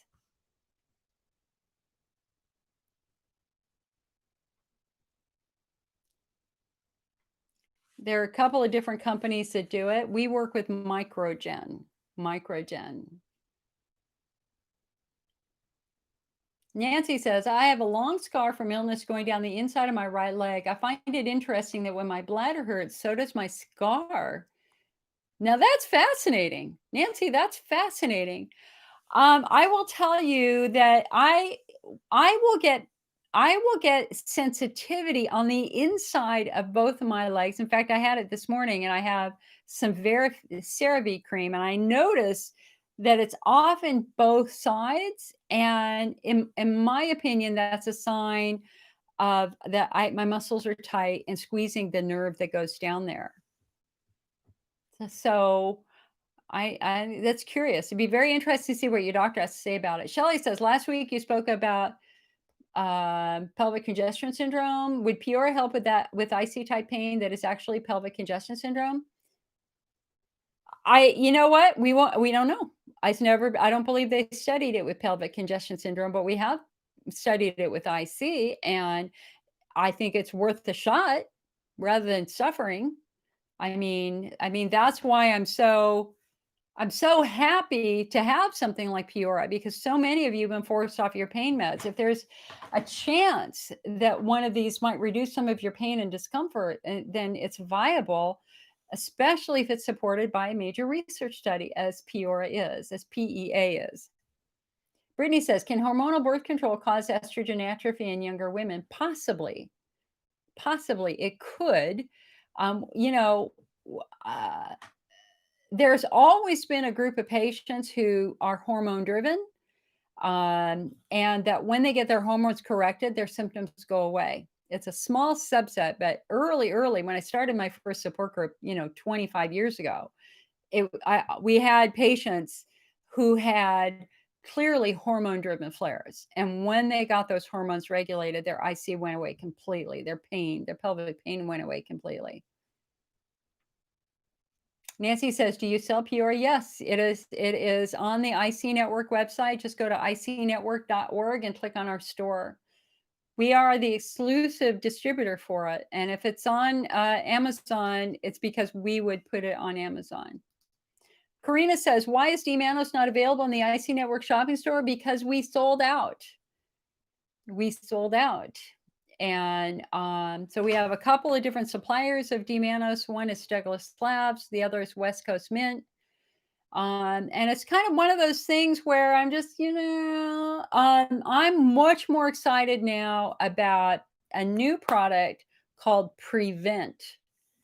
When it comes to, so D-Manos is helpful for trying to prevent E. coli-based bladder infections, but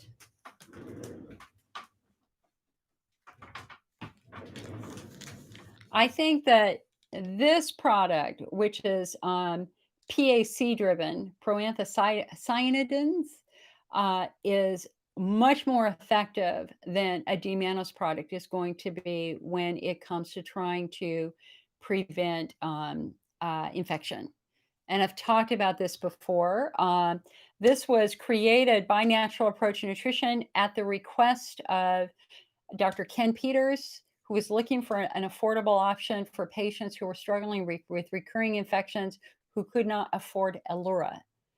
And this is about half the price of Allura. And so Prevent is PAC driven. And I believe that the next production run, they're actually going to add just a little bit of D-Manos to this just to be even over the top. So I don't think we're going to sell D-Manos anymore. I'm much more excited. Lots and lots of patients are now on this through the IC Research Center up at Beaumont, who have recurring E. coli infections, usually because they have estrogen atrophy. And this is probably, of their entire product line, going to be the most revolutionary product in the Natural Approach Nutrition bladder product line. Also, a new product coming out. Yeah, baby. New product coming out called Allopath, and it's a new take on aloe.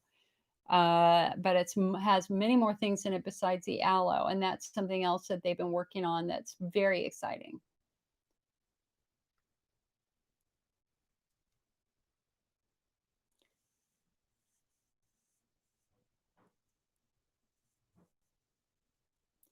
Epstein-Barr is indeed linked to IC.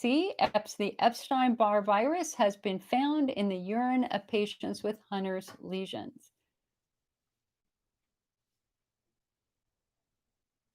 Sarah says, endometriosis and IC are called the evil twins. They are. They absolutely are.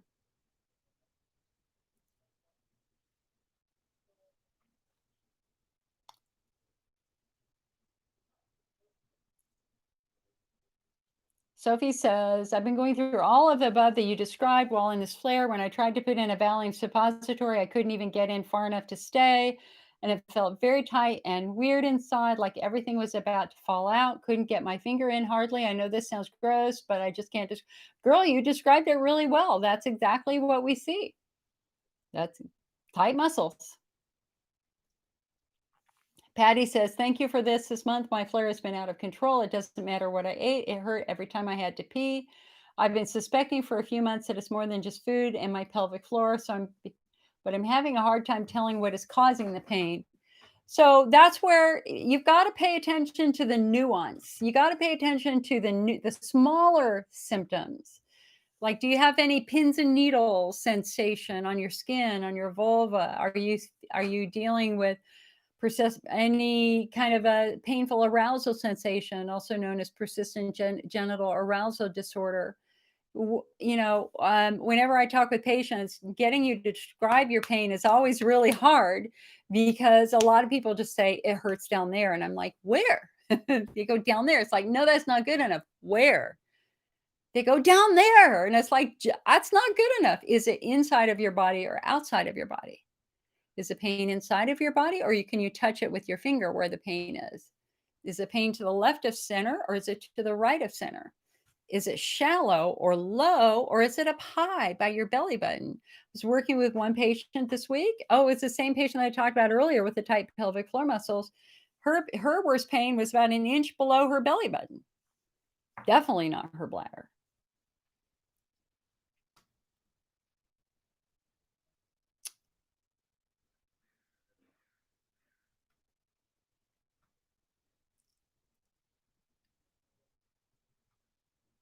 Becky says, I think endometriosis, IC, and fibro all tie together. I have them all.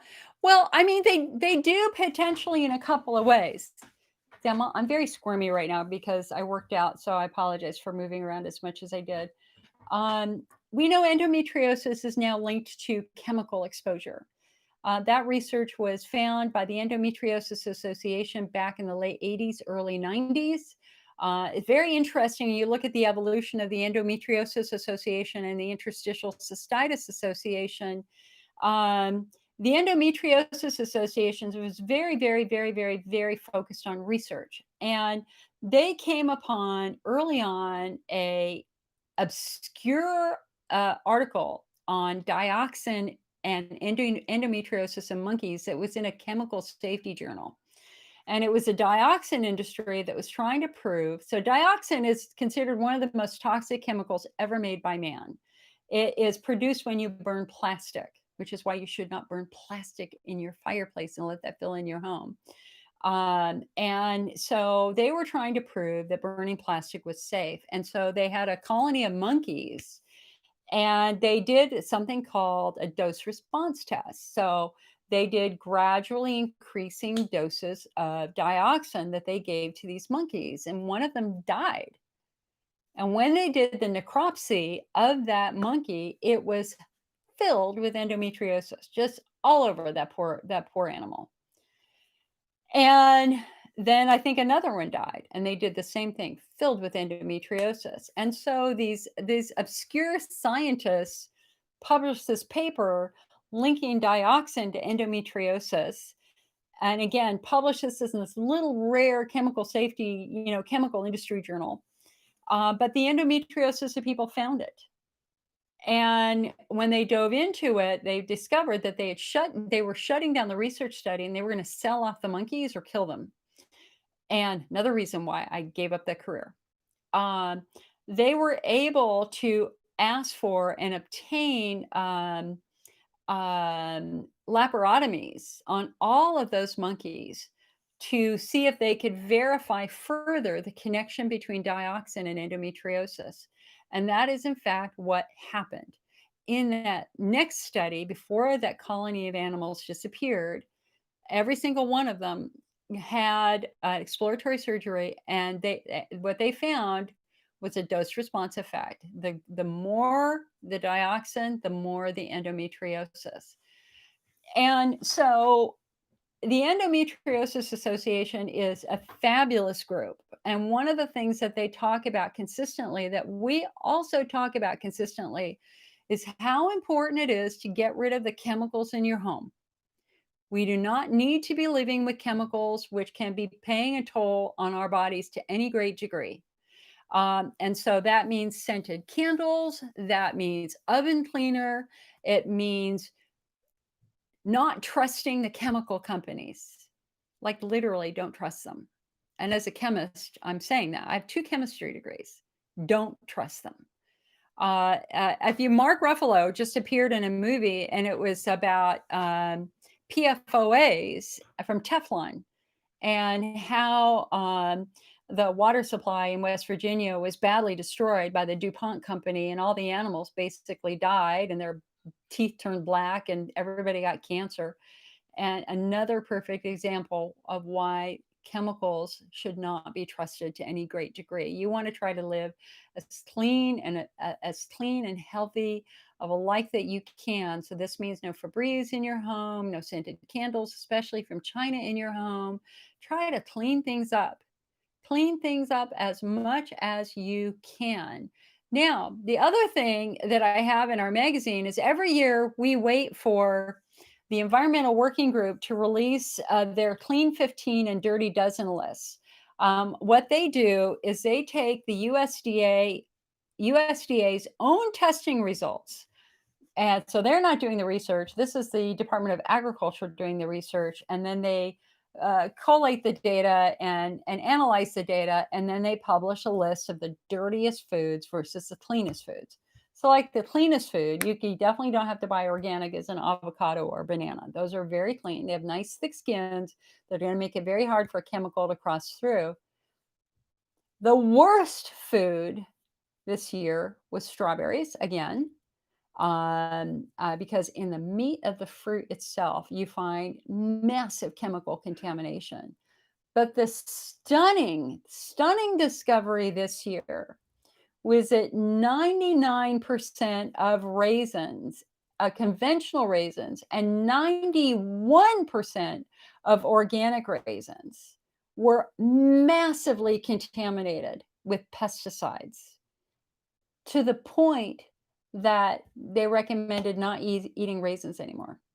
If you need something like that, to eat a prune, because the prunes only had much less chemical contamination than raisins. And I literally just bought 6 loaves of Ezekiel cinnamon raisin bread, and I threw them all out yesterday. And I didn't even put them in my my compost bin, because I didn't want those pesticides in my compost bin. They went right into the trash. So that's a big story in our magazine this year too. So, Becky, getting back to your question, the connection between endo, IC, and fibro, they really believe that chemical contamination, chemical injury, could be playing a role. It's absolutely playing a role in endometriosis. And we certainly know that there's a subset of IC patients, myself included, who are remarkably chemically sensitive. That is IC subtype 5 central sensitization. Hi, Becky. Charlene says, 7 years on, and I'm just getting worse and worse. I've been seeing a physical therapist for about 18 months, but I flare so badly after treatment, I can barely walk for 2 weeks. I have to stop seeing her because I'm trying to hold down a job. No one should have to live with this much pain. I'm traveling 2 hours and paying to see a gynecologist. Okay, so Charlene, there's like good news and bad news with what you're saying. So remember what I always say is that if you can go to a physical therapist and they can touch you and reproduce your pain, that's a hallelujah moment. It's like, damn, you found it. What are you touching? What are you touching right now? That's what's hurting. So clearly, the physical therapist is touching something that is as foundational to your pelvic pain. But maybe you're like Sue. We have another IC patient who comes in from Facebook every now and then. We've shared her story many times. She too, she didn't respond to any bladder therapies. She started physical therapy, and the physical therapy always hurt her, always, every single time. It just was physically painful to have the procedure done. And it was clear her muscles were part of the problem. But the question was, why was physical therapy so painful? And what they found is that she had a big chunk of scar tissue woven through her pelvic floor muscles on that left side that was from a major accident she's been in. that she was in with a horse, where she fell off a horse and suffered a catastrophic injury on that side. And the legacy of that injury was, in fact, a terrible muscle trauma and scar tissue. And so she cannot have physical therapy on that side until they can remove that scar tissue. So, Charlene, if I were you, number one, the fact that you can't walk for 2 weeks afterwards is deeply concerning. That means either your physical therapist is being way, way too aggressive, or there is something else going on that is triggering some sort of mechanical injury for you. I mean, what does a physical therapist say when you say, "Hey, I can't walk for 2 weeks 2 weeks after therapy"? Um, the second thing would be, is there somebody else who might be more effective? Where do you live? Where, if you tell me the state that you live in, of course, we have a searchable database on our website. Go to icnetwork.org, or you can go to pelvic guru either .com or .org, Pelvic Guru, and that also is a database of physical therapists working with pelvic pain. The other challenge here is, I would want to know, does a muscle relaxant help? I mean, if a muscle relaxant makes you feel better after therapy, maybe that's something that they've got to do. I mean, either she's being very aggressive, there's something else going on that's being compromised by the physical therapy, or you've got some sort of mechanical injury that is continuing to create long-term chronic tension. Charlene, of anybody, you have to get the book Breaking Through Chronic Pelvic Pain and read that book, because it is the book.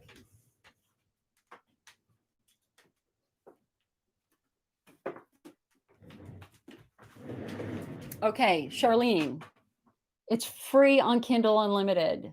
Please go get it. This is the Bible of pelvic muscle, pelvic injury, pelvic dysfunction, IC. This is the best book ever written by far, in my opinion. It is a master class in pelvic anatomy. The first 4 chapters are stunningly good. They tell you where everything is, beautiful diagrams. And, I mean, this is, I mean, you can see what I've done is, he talks about compression injuries, what happens when you fall, and how that compression damages tissue. He explains trigger points and how long-term trigger point is what that does and all that sort of stuff. Girl, you have got to get this book. You have got to get this book. Okay? You can get it on the IC Network too if you want the print copy. It's worth every penny and then some. It would be better, honestly. I don't know how much your physical therapy is costing you, but given the fact that you can't walk, skip it. I can't. Now, I'm not a doctor. I can't give you medical advice, and I don't want to be doing that in any way, shape, or form. If you can put a fraction of that money into buying this book and reading this book and studying this book, you will be able to work better with any physical therapist you see, because you will be able to talk about the structures.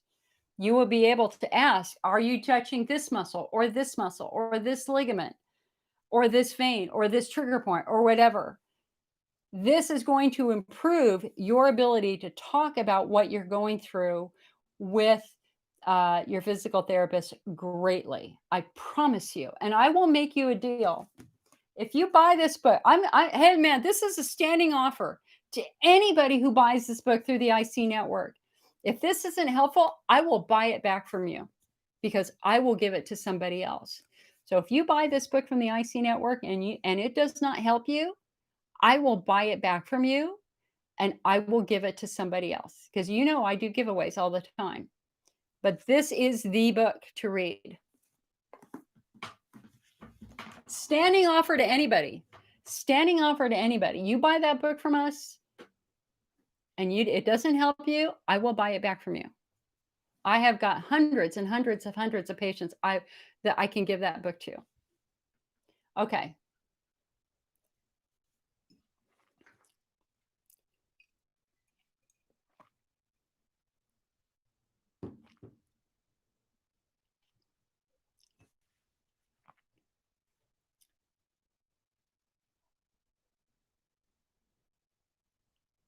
Becky says, I got a body lotion that has PEA in it. Do you think that will be helpful in any way? I didn't buy it because of that.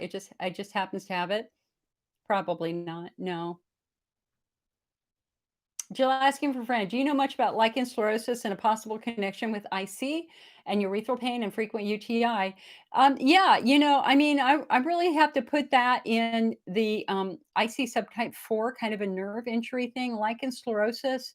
The name is unfortunate because the word lichen makes you think mold or fungus, but lichen sclerosis is really more of a tremendous neuroinflammatory condition, usually of the perineum or the vulva.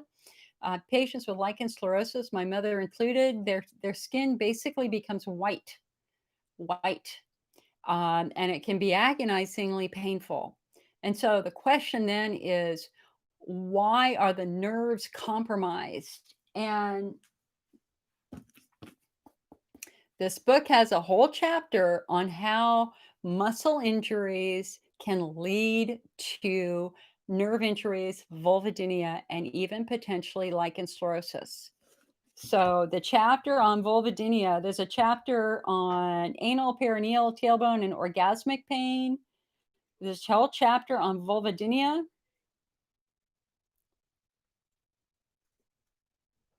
Chapter on vulvodynia, pudendal nerve injury. Let's see, hold on.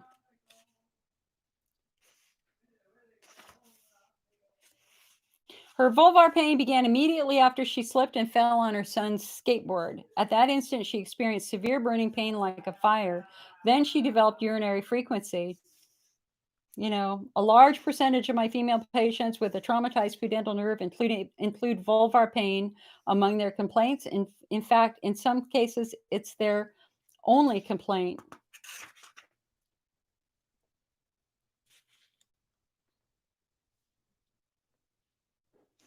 I'm telling you right now, guys, this is the book.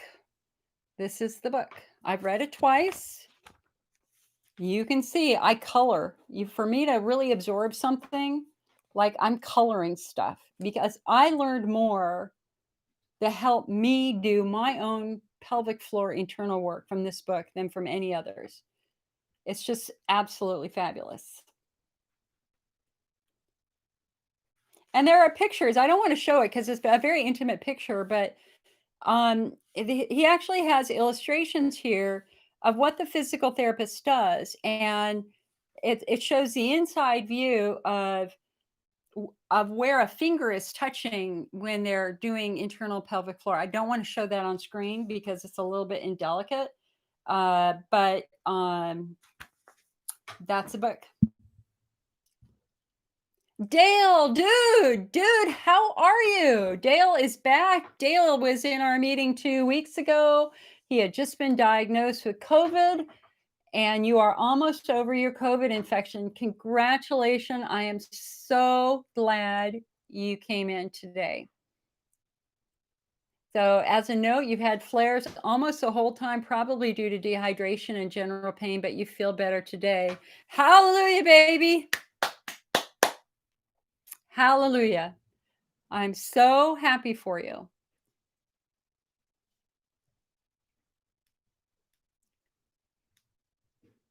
Kelly says, I'm on a 5-week course of strong. You have an IV for a 5-week course of strong meds for a constant UTI. Yikes. You were diagnosed with vulvodynia. Any way to get rid of the burning? Is dioxin a medicine? No, dioxin is a waste product. It is a chemical waste product that is made when you burn plastic. It would never be a medicine. You might be on ditropan, which is a bladder antispasmodic. Rhonda says she's in a bad flare.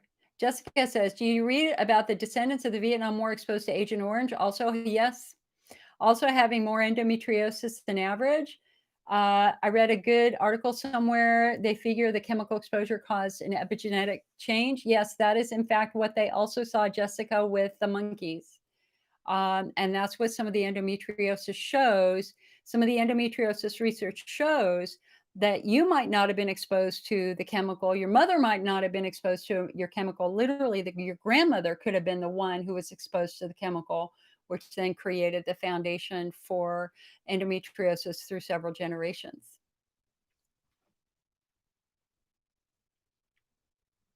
Brittany says, I have a pinprick sensation to the right of my navel that started only when my IC started. I only notice it if I touch this area. Not sure what to think of it. Neither does my urologist. And in fact, Brittany, in this book, that pinprick sensation is definitely a sign that you have a nerve that is being compromised. When he was doing his diagnostic workup of IC patients, he very specifically studied the skin.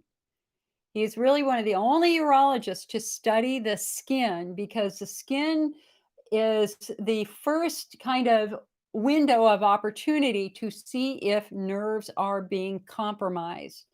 So we look for pinprick sensation, a pins and needles sensation, numbing on the nerve. And then the second thing is they look for tenderness in the subcutaneous area under the skin.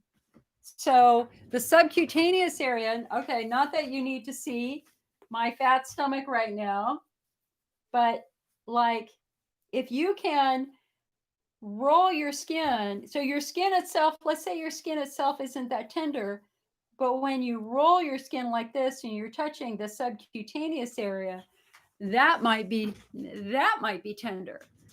And what Dr. Weiss did in some patients is lidocaine treatment of the subcutaneous area, which made the nerves calm down and made their symptoms go away. So, Brittany, you too need to read this book.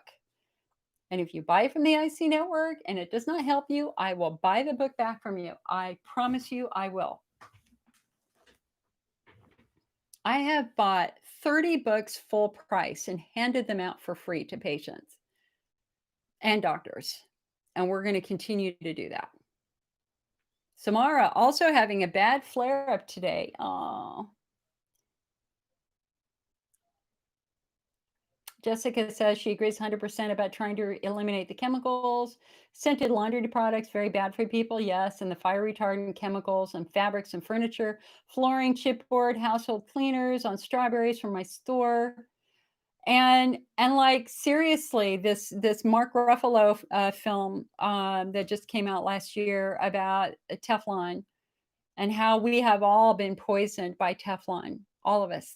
It is in all of our bodies. It is you cannot get rid of it. Now we know why birds, if you had a parrot and you had a hot Teflon pan on your stove, your bird died. That was from PFOAs being released. And the company knew they were damaging and they hid it. They hid it from the FDA and they have poisoned the world. So you shouldn't be using any Teflon in your home at all. No cheap pans, nothing like that. Man, if you got cast iron, use cast iron or use stainless steel. But I want to get the name of that movie because I think you all should watch this. I mean, I honestly think that the chemical industry is a disgrace. And again, I've got 2 chemistry degrees and I'm disgusted. I'm disgusted with what they've done. Hold on a sec. Let me just get the name of this movie.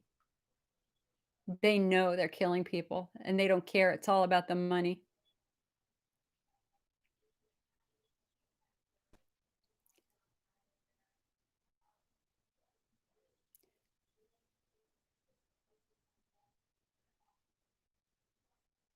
Hold on. I gotta find, hold on a sec. I mean, we just did it. Mark.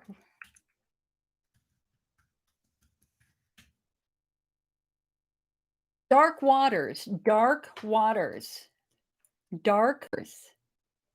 You watch that and be pissed. And God forbid you live near a chemical plant. Holy shit. Oh, excuse me. I'm sorry. Gwen says, do you have to have a Kindle to get the book?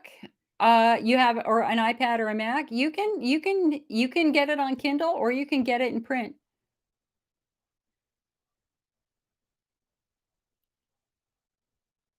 And if you've got Kindle, the Kindle from Amazon is a Kindle Unlimited is free for the first 30 days. So if you've got an Amazon account, Just sign up for Kindle Unlimited. You can cancel it, 30 days later, and you will at least be able to read the book on Kindle Unlimited.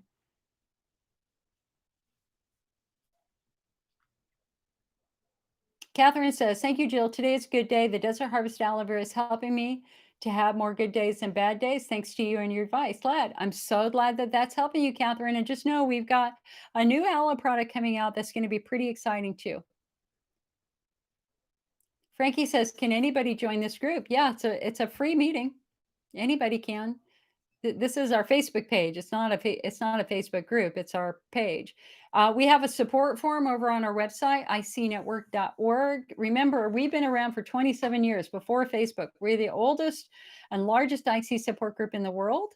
And we have a giant support forum with I don't know, like 750,000 messages on IC. It's giant. Um, oh, okay. Charlene, do you know Dot Milne, who was running the IC Association for New Zealand?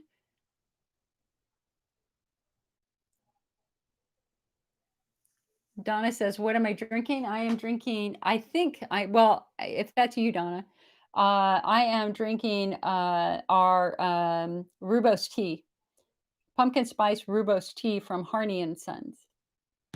Frankie says, "Any link between IC and sarcoidosis?" I have systemic sarcoidosis and IC. Not that I know of off the top of my head. Sarcoidosis has maybe come up twice in 10 years.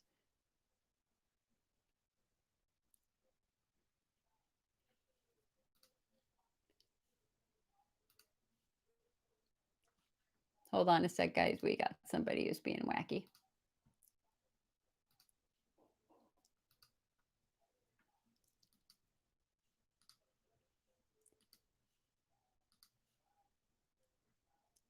Hey, Donna, if you're still in here, can you delete that guy? You can see who I'm talking about. I'm deleting him.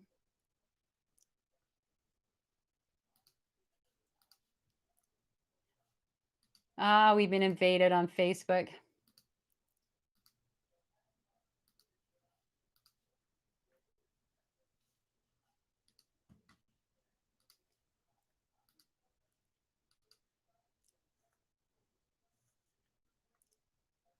Sophie says, "So you're right. Sometimes I think my family doesn't really believe the pain I get in a flare. I feel like it controls my life."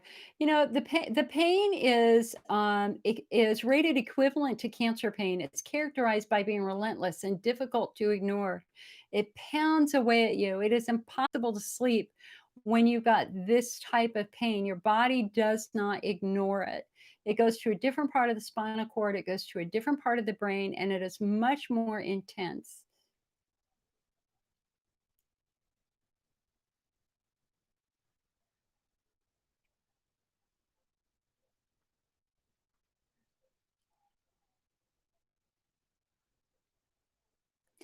Brittany says, "Any link between IC, calf, and foot cramps? I've had these intermittently at night, much more than my left than my right." Again, Brittany, this is the book, my friend. It's got a whole chapter on the feet. And it's stunning, the connection between the feet and the pelvis.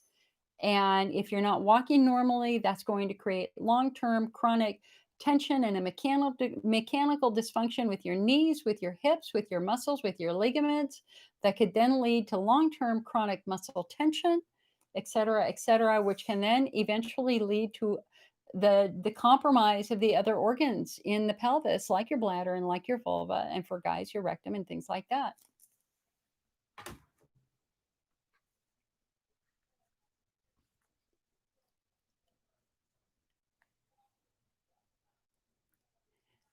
Jessica says, "Thank you so much for bringing up about the cleaning of your home." I have a big section on our website about reducing chemicals in your home, icnetwork.org. I did that about 5 years ago.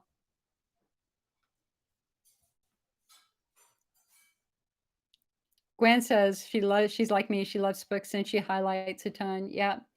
All right, guys, I think we need to switch over to our Zoom meeting so that you all can actually ask your questions in person and we can support each other that way. And so hold on a sec. Let me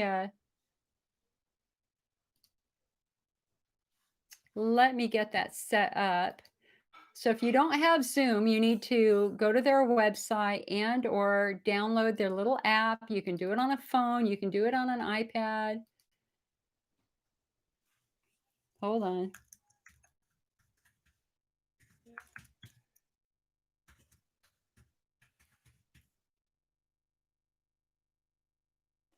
Oh, I know why. That's the problem. Hold on one sec.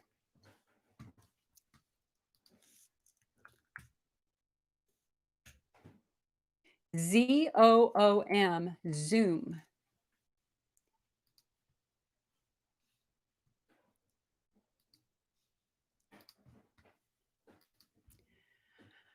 Okay.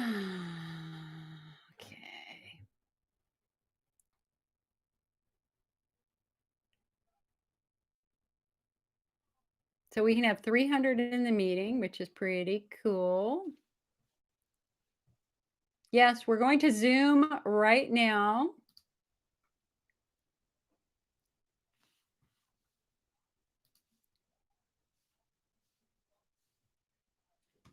All righty.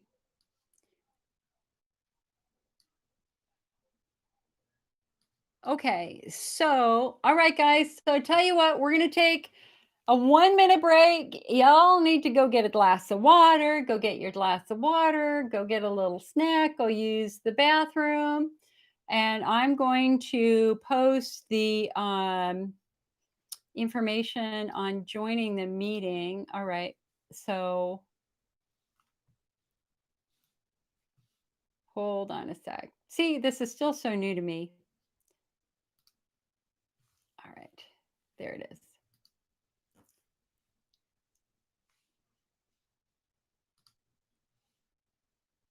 All right. So on YouTube, I am posting the link and the password.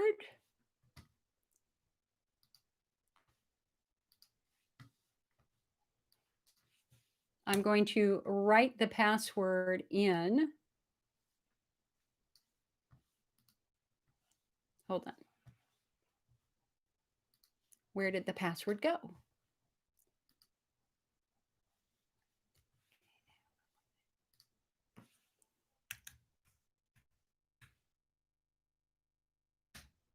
Right, I think that's it. Yep. All right, Facebook.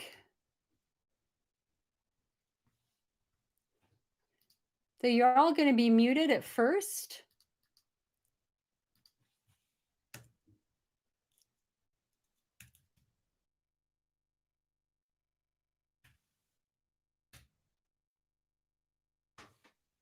All right. So for anybody who wants to come in and do a little Zoom meeting with me, we will go ahead and do that. And I will be able to work with you one-on-one, go through the coaching that we do with patients normally anyway. You'll have a chance to see how we work with customers and to try to help. So feel free to come on in. And if you don't want to, if you're done for the day, that's okay too. Hello, Patty.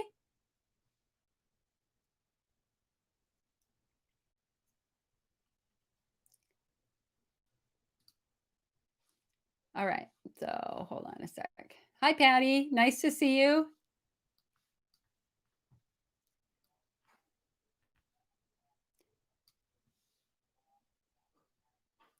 Jessica, you'll just have to type it in, hun.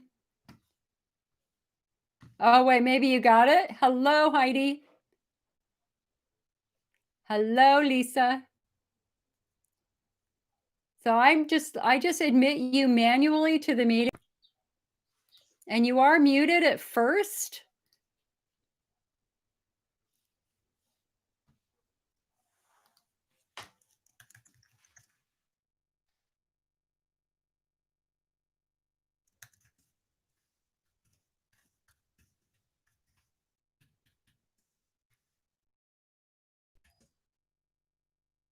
And I'm going to sneeze. Yeah.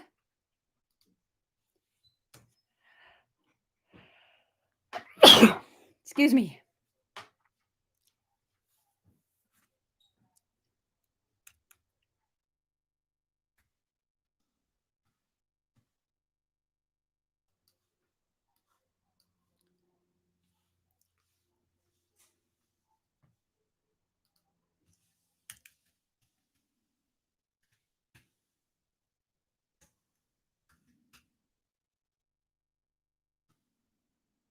Hello, David. I see the Golden Gate Bridge. Heidi, I see the Golden Gate Bridge again behind you.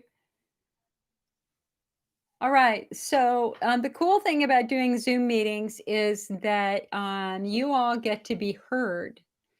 So you get to speak and describe your symptoms, and I will do my best to see if we can help you a little bit and all that sort of good stuff. You are muted, just so you know. Hi, David, and then hi, Malia. All right, so hold on a sec. I got so many windows open.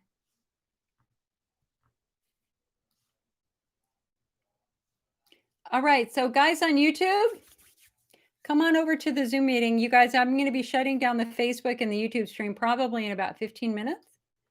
Just to give you enough time to come on in. Hello, Allison. And I will be right back. I just need to go get some water. All right, so guys on YouTube. Hi, Loretta. And Allison, I'm going to mute you real quick.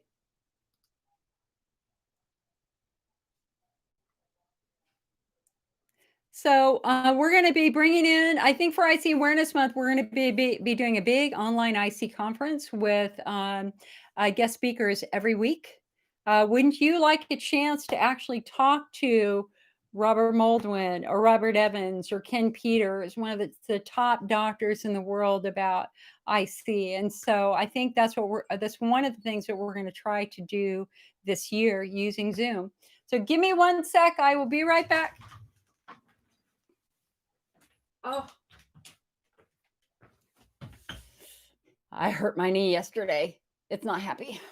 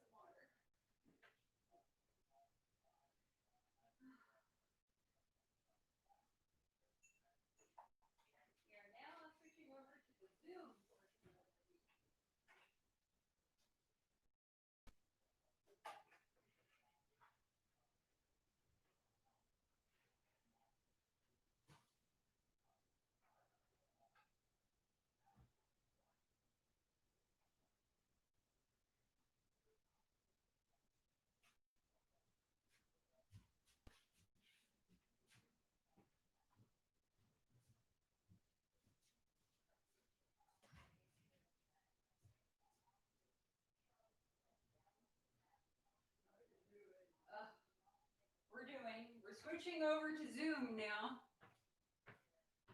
Ow, ow, like ow. It's just so not fun. I think we all need to say a prayer for our country tonight. All right. All right. So Facebook, YouTube, but guys, if you feel free, you're going to actually be able to hear some of this. Obviously, if you come into the Zoom meeting and we turn you on, people are going to hear what you're saying. So if you do not want to talk about personal things, you don't have to. And I will ask you if I will tell you in advance if I'm going to ask a personal question, and it is your choice if you want to answer that or not. Okay. So let us, okay, and I got 3 people waiting. Here you go, Lisa, Elise. So you guys, when you come into Zoom, I have to manually approve you. All right. So the first person we're gonna call on is Allison. Hello, Allison. How are you doing today? I'm doing good. We spoke at the last Zoom, and you had told me to tell my physical therapist about a tailbone injury, Okay. and that maybe I'd been dropped as a baby. I don't know if you remember. And so she looked at my tailbone, and I have an ascension. I don't know, probably not saying that right, but where it's like tipped the wrong way. And so she's starting to work with that. So that made, so I think you really helped me. I just wanted to say thank you. I don't know if it's going to translate to my IC symptoms, but hopefully we'll see. Well, okay. So the lady that I was talking about earlier. Okay, here, hold on. Somebody is unmuted. I gotta mute them. Hold on a sec. Okay, hold on. I'm muting people. Okay, so the only person who should be talking right now is Allison and me. All right. So the rest of you are muted. And Loretta, I don't know what just happened to you, Loretta. Okay. Okay. So remember the story I was telling you earlier in the Sporker meeting about the woman who called and she wanted the referral to a doctor who would treat her IC because her doctor said your bladder's fine, you're not having your bladder symptoms, it's your muscles, right? And she didn't believe her. So here we're talking. She had a tumor on her sacrum that was removed. She does not even have a tailbone anymore. And she had no understanding of the connection between those two, that she had really a catastrophic surgery and it was a miracle that they saved her nerves. They had to stretch her nerves because the nerves normally come through the sacrum, and they were able to stretch the nerves, save the nerves, although she does have some neurogenic bladder. But I thought it was so interesting that she simply didn't understand the role that the trauma of the tailbone played to her muscle issues. And so the fact that you have a tailbone that is out of position, that is pointing the wrong way, that classic. It is the tailbone injury that of all of the injuries that we're seeing that is the most dominant. So I'm really glad that they found that. That's totally awesome. She's wonderful. She worked with it once, but we're going to keep working on it because it takes a while. I think I don't know, So I'm hopeful. So because it's something we hadn't been working on before. So right. Really so thank you. So I just wanted to mention that, and I don't know how long it's going to take. I don't know, but we'll see. I love success stories. Now, I did tell the story of the first patient that really taught me about this. I shared her story last year in one of our magazines, and she had attended one of our meetings. I went over the subtype. She looked at the symptoms for pudendal neuralgia. She goes, I think that's me. She goes to her doctor. The doctor goes, yeah, that is you. Those are your symptoms. And then she went to the physical therapist, and the physical therapist was like, yes, your tailbone is out of position, but they could only go so far with it. And she ended up going to a chiropractor. And it was the chiropractor who was able to, over a period of 9 to 10 months, finally get her tailbone to stay in the correct position. They could manipulate it, but it would just kind of pop back. So, this is certainly not my area of expertise. Chiropractic scares me quite a bit. I think it's a little bit too aggressive. The times that I've done it, I laugh because it's so shocking that I don't know what to do but laugh, even though it hurts. So see what the physical therapist can do, and then if the physical therapist can't get as far as you would like, I think it'd be really interesting to have an X-ray and go talk to a physiatrist, a physical medicine specialist, and let's get their take on the bony structures in your pelvis and specifically your tailbone. And it may be that a chiropractor might at some point in time be suggested for you, but let's not do that first, right? Right. Yeah, and get the expert. Very familiar with the ascension. She said, so I feel like she'll do what she can, but right. I love that idea because I think because I'm still having full-on symptoms. It's not like this is like the beginning, and I'm hoping that this will be very helpful. Well, I mean, it's fascinating, isn't it? Yeah, It's yeah, it is, and I think it probably was dropped, like you said. I mean, you know, but wow, you know, and that's causing these issues for all these years. yeah. But she showed me a model of what of when it's tipped this way, what it does to the pelvis, and that was like, oh my god. I mean, it was what she brought out the net because she said, I can show you better than I can explain it to you, and I couldn't explain it, Right. but seeing it, it's like, oh my gosh, when it's tipped this way, it tips everything the other way. So it was really eye opening. So thank you. Oh, well, please keep me posted because I'm very excited for you, and I think if anything, what I hope this does for you more than anything else is it really proves to you that you never did anything wrong. None of this in any way was a result of something that you did to trigger all of this. This is something that happened to you a long time ago. And I want to ease. I mean, listen, we women and men, when you've got chronic pain, and especially if it's gone on for years and years and decades and decades and decades, as it has for you and as it has for me, there's always that level of doubt and mistrust about ourselves, and we start losing, and we start losing, um, we start kind of thinking that we're unworthy and all that sort of stuff. And I just think that you didn't ask for scoliosis, or you didn't ask for that, just like I didn't ask for scoliosis. It is what it is. It is what happened to us, and it's playing a role. And so I'm really, really, really excited for you. The patient whose story I shared every day to her IC being 90% better, to the point that she was working again and she had a baby. Okay, so again, for those people out there who continue to say that everybody has a bacterial condition, Allison, you are living proof that that is not true. Oh yeah, and I mean, I think I've had it my whole life. I function. I work full time. It's just always there. It's always there. I would love to get rid of it. I just Yeah. would, and if we can get rid of it at 57 years old, I mean, that would be amazing.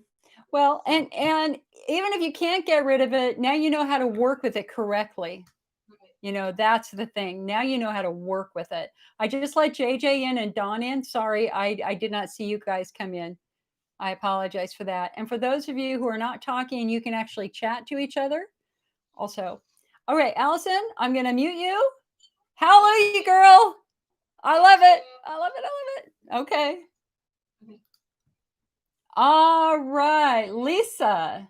Lisa, I'm going to unmute you. And guys, there's no rhyme or reason in who I pick. Sometimes I can see your faces and sometimes I can't. Like half of you just disappeared. Hi, JJ, I can see you.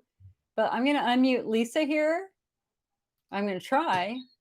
Is it going to let me unmute you, Lisa? I'm trying. Can you try unmuting yourself, Lisa?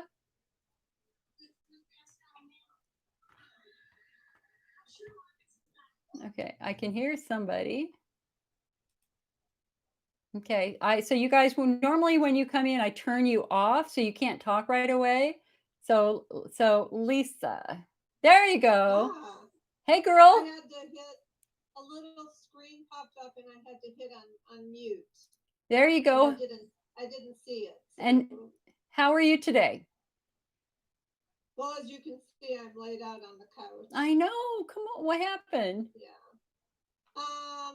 It's not my IC, it's my other thing. It's my colitis. Okay. So I can't eat anything right now. I'm just a mess. Oh, honey, I'm so sorry. I'm just laying on the couch. Well, and you really can't. You can't. I know that a lot of people in this group are in the same boat. Like we have multiple conditions. Yeah. And I'm happy to say that my IC is pretty well controlled right now, but my colitis is not. So it is what it is. And I'm also in the boat where my doctor is making me come off of my pain meds. So she's taken me off gradually, but to take me off is going to be so difficult for me. And I'm not on a very high dose anyway. So, you know, I don't abuse them. And it really frustrates me that she just insists that I come off them, especially now in the middle of the pandemic, when if I do have something go wrong, you know, I don't feel safe going to an emergency room. You know, I wish she wouldn't rock the boat right now. I see some people sitting outside. I saw some people outside. I thought, oh, those lucky people, because it's horrible right here. We're now in Houston. It's raining and dark and so and hot. Yeah. It's not Yeah. hot. It's only 72 outside. That's really cool. But yeah, Humid. it's hard. I mean, we Yeah. all struggle with our things that we have. So, and sadly, the thing that I have, which is called microscopic colitis, is has no Jill Osborne. We have no Jill Osborne, so we need a Jill Osborne for microscopic colitis. So guys, if you couldn't hear, she has microscopic colitis, and this has been going on for how long now? I was diagnosed 10 years ago, but 10 years. it only got bad the past like four or 5 years. And it only got really bad the past couple of years. Do they know what do they know what causes it? Sort of like I see. Well, I mean, I know with I see now you have subtypes, but they have no clue. They have no clue, and they don't at it or researching it. Like they look at ulcerative colitis and Crohn's because they say it's not as serious because it can't become cancerous. And so yeah, so much for your quality of life. Right. Yeah. It's just an orphan disease that nobody looks at. So, but you know, I always thought if somebody like Melania Trump or Serena Williams or you know, you pick the name, came down with one of these diseases, there'd be a whole lot more research going out. I once wrote a short story because I mean that we talk about that a lot, you know, how and there are very famous people who have IC. I've worked with Broadway actors who have IC. I've worked with Emmy actors who have IC, Emmy award-winning actors who have had ICs and had their bladders removed. Politicians, you name it, tons of people have it, but they just don't talk about it, especially people who are actors because made fun of, especially now in the era of social networking. Social networking is just so brutal. So, for you guys, microscopic colitis is an inflammation of the large intestine that causes persistent diarrhea. The disorder gets its name from the fact that it's necessary to examine colon tissue under a microscope to identify it, since the tissue may appear normal with a colonoscopy and a flexible sigmoidoscopy.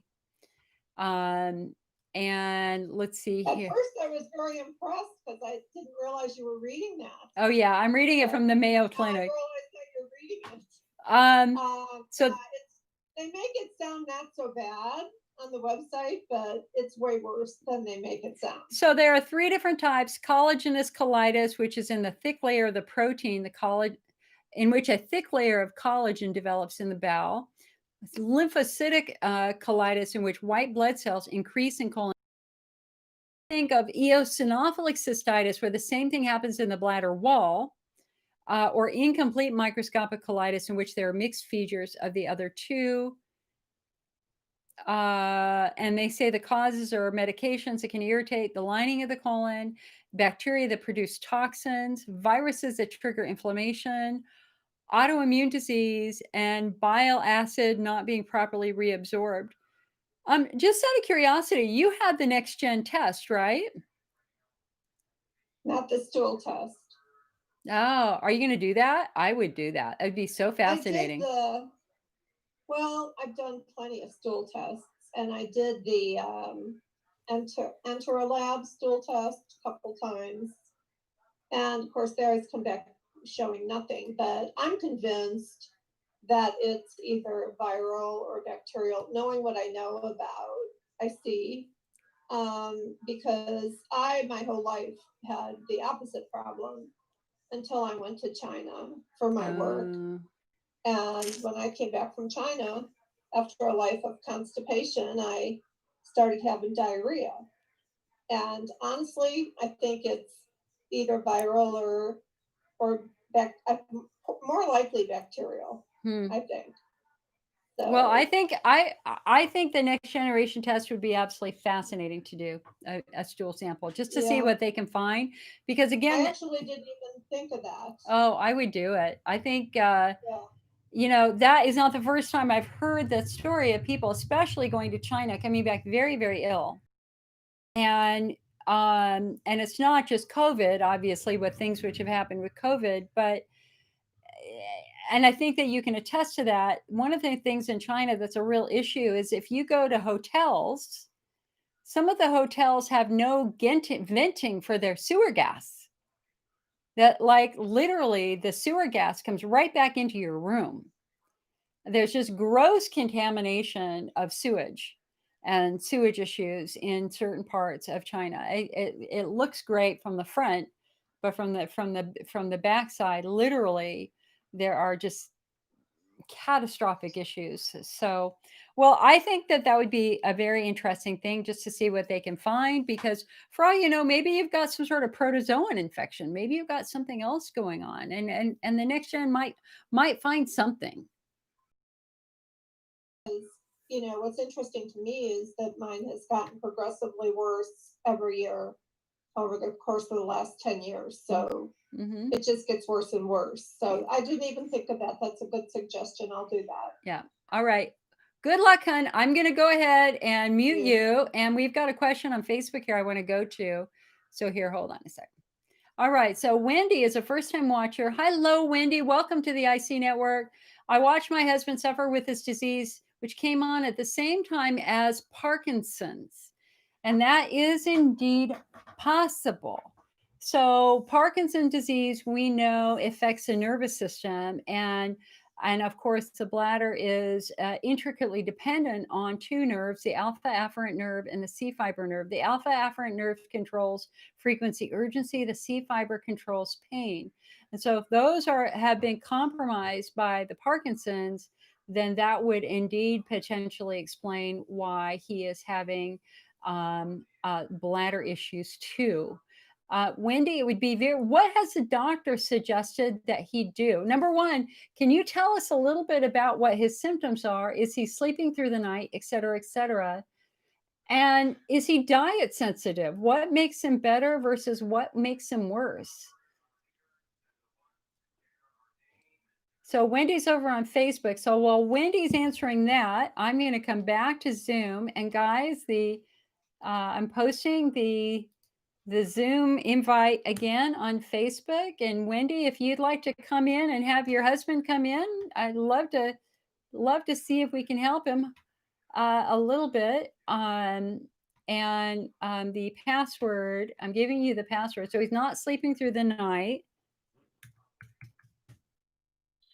That's the password. All right.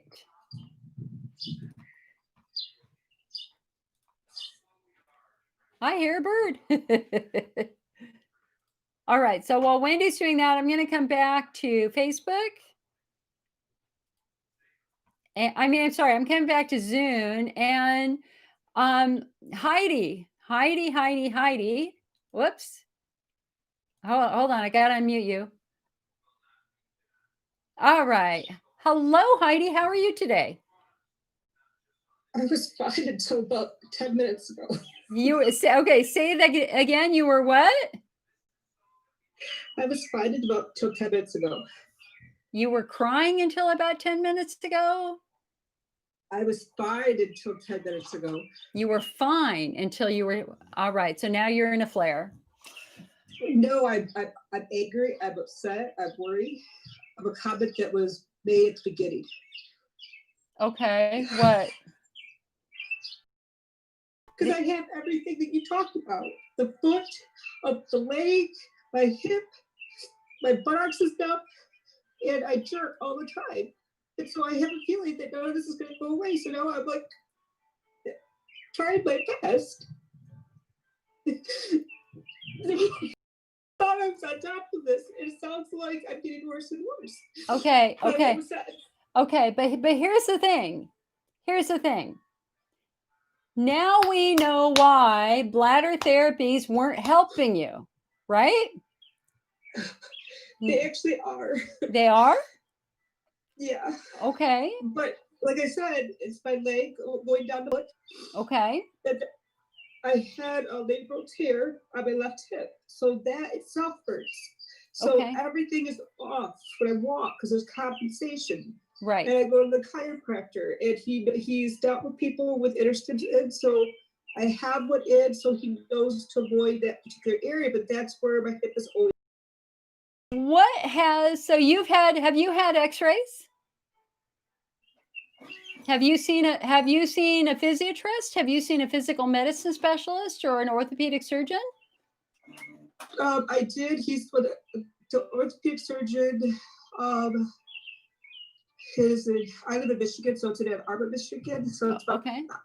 our way, and he did my labor, and that was about 4 years ago, and I still cannot lift up my left leg.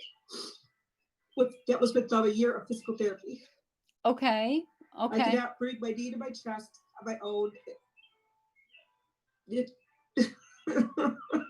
I'm sorry. How did this and can you tell us how that all began on the left side? I don't know. They are asking me the same question, and I don't know how it came to be because I've been in several car accidents prior Okay. to all that, but that was in the really past.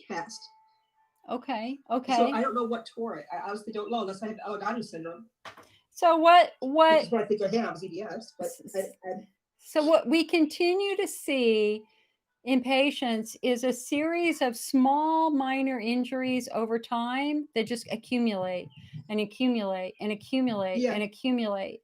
And then eventually, so if you fell, like do you remember falling on your hip bone or anything at all like that?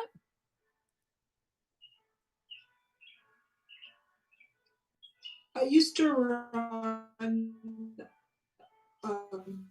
track and cross country in high school. There's a lot of potholes and they would fall. I was Oh, in a major car accident when I was a freshman in high school, where okay. we flipped 3 times, and I Okay. got tossed to the back of the hatchback.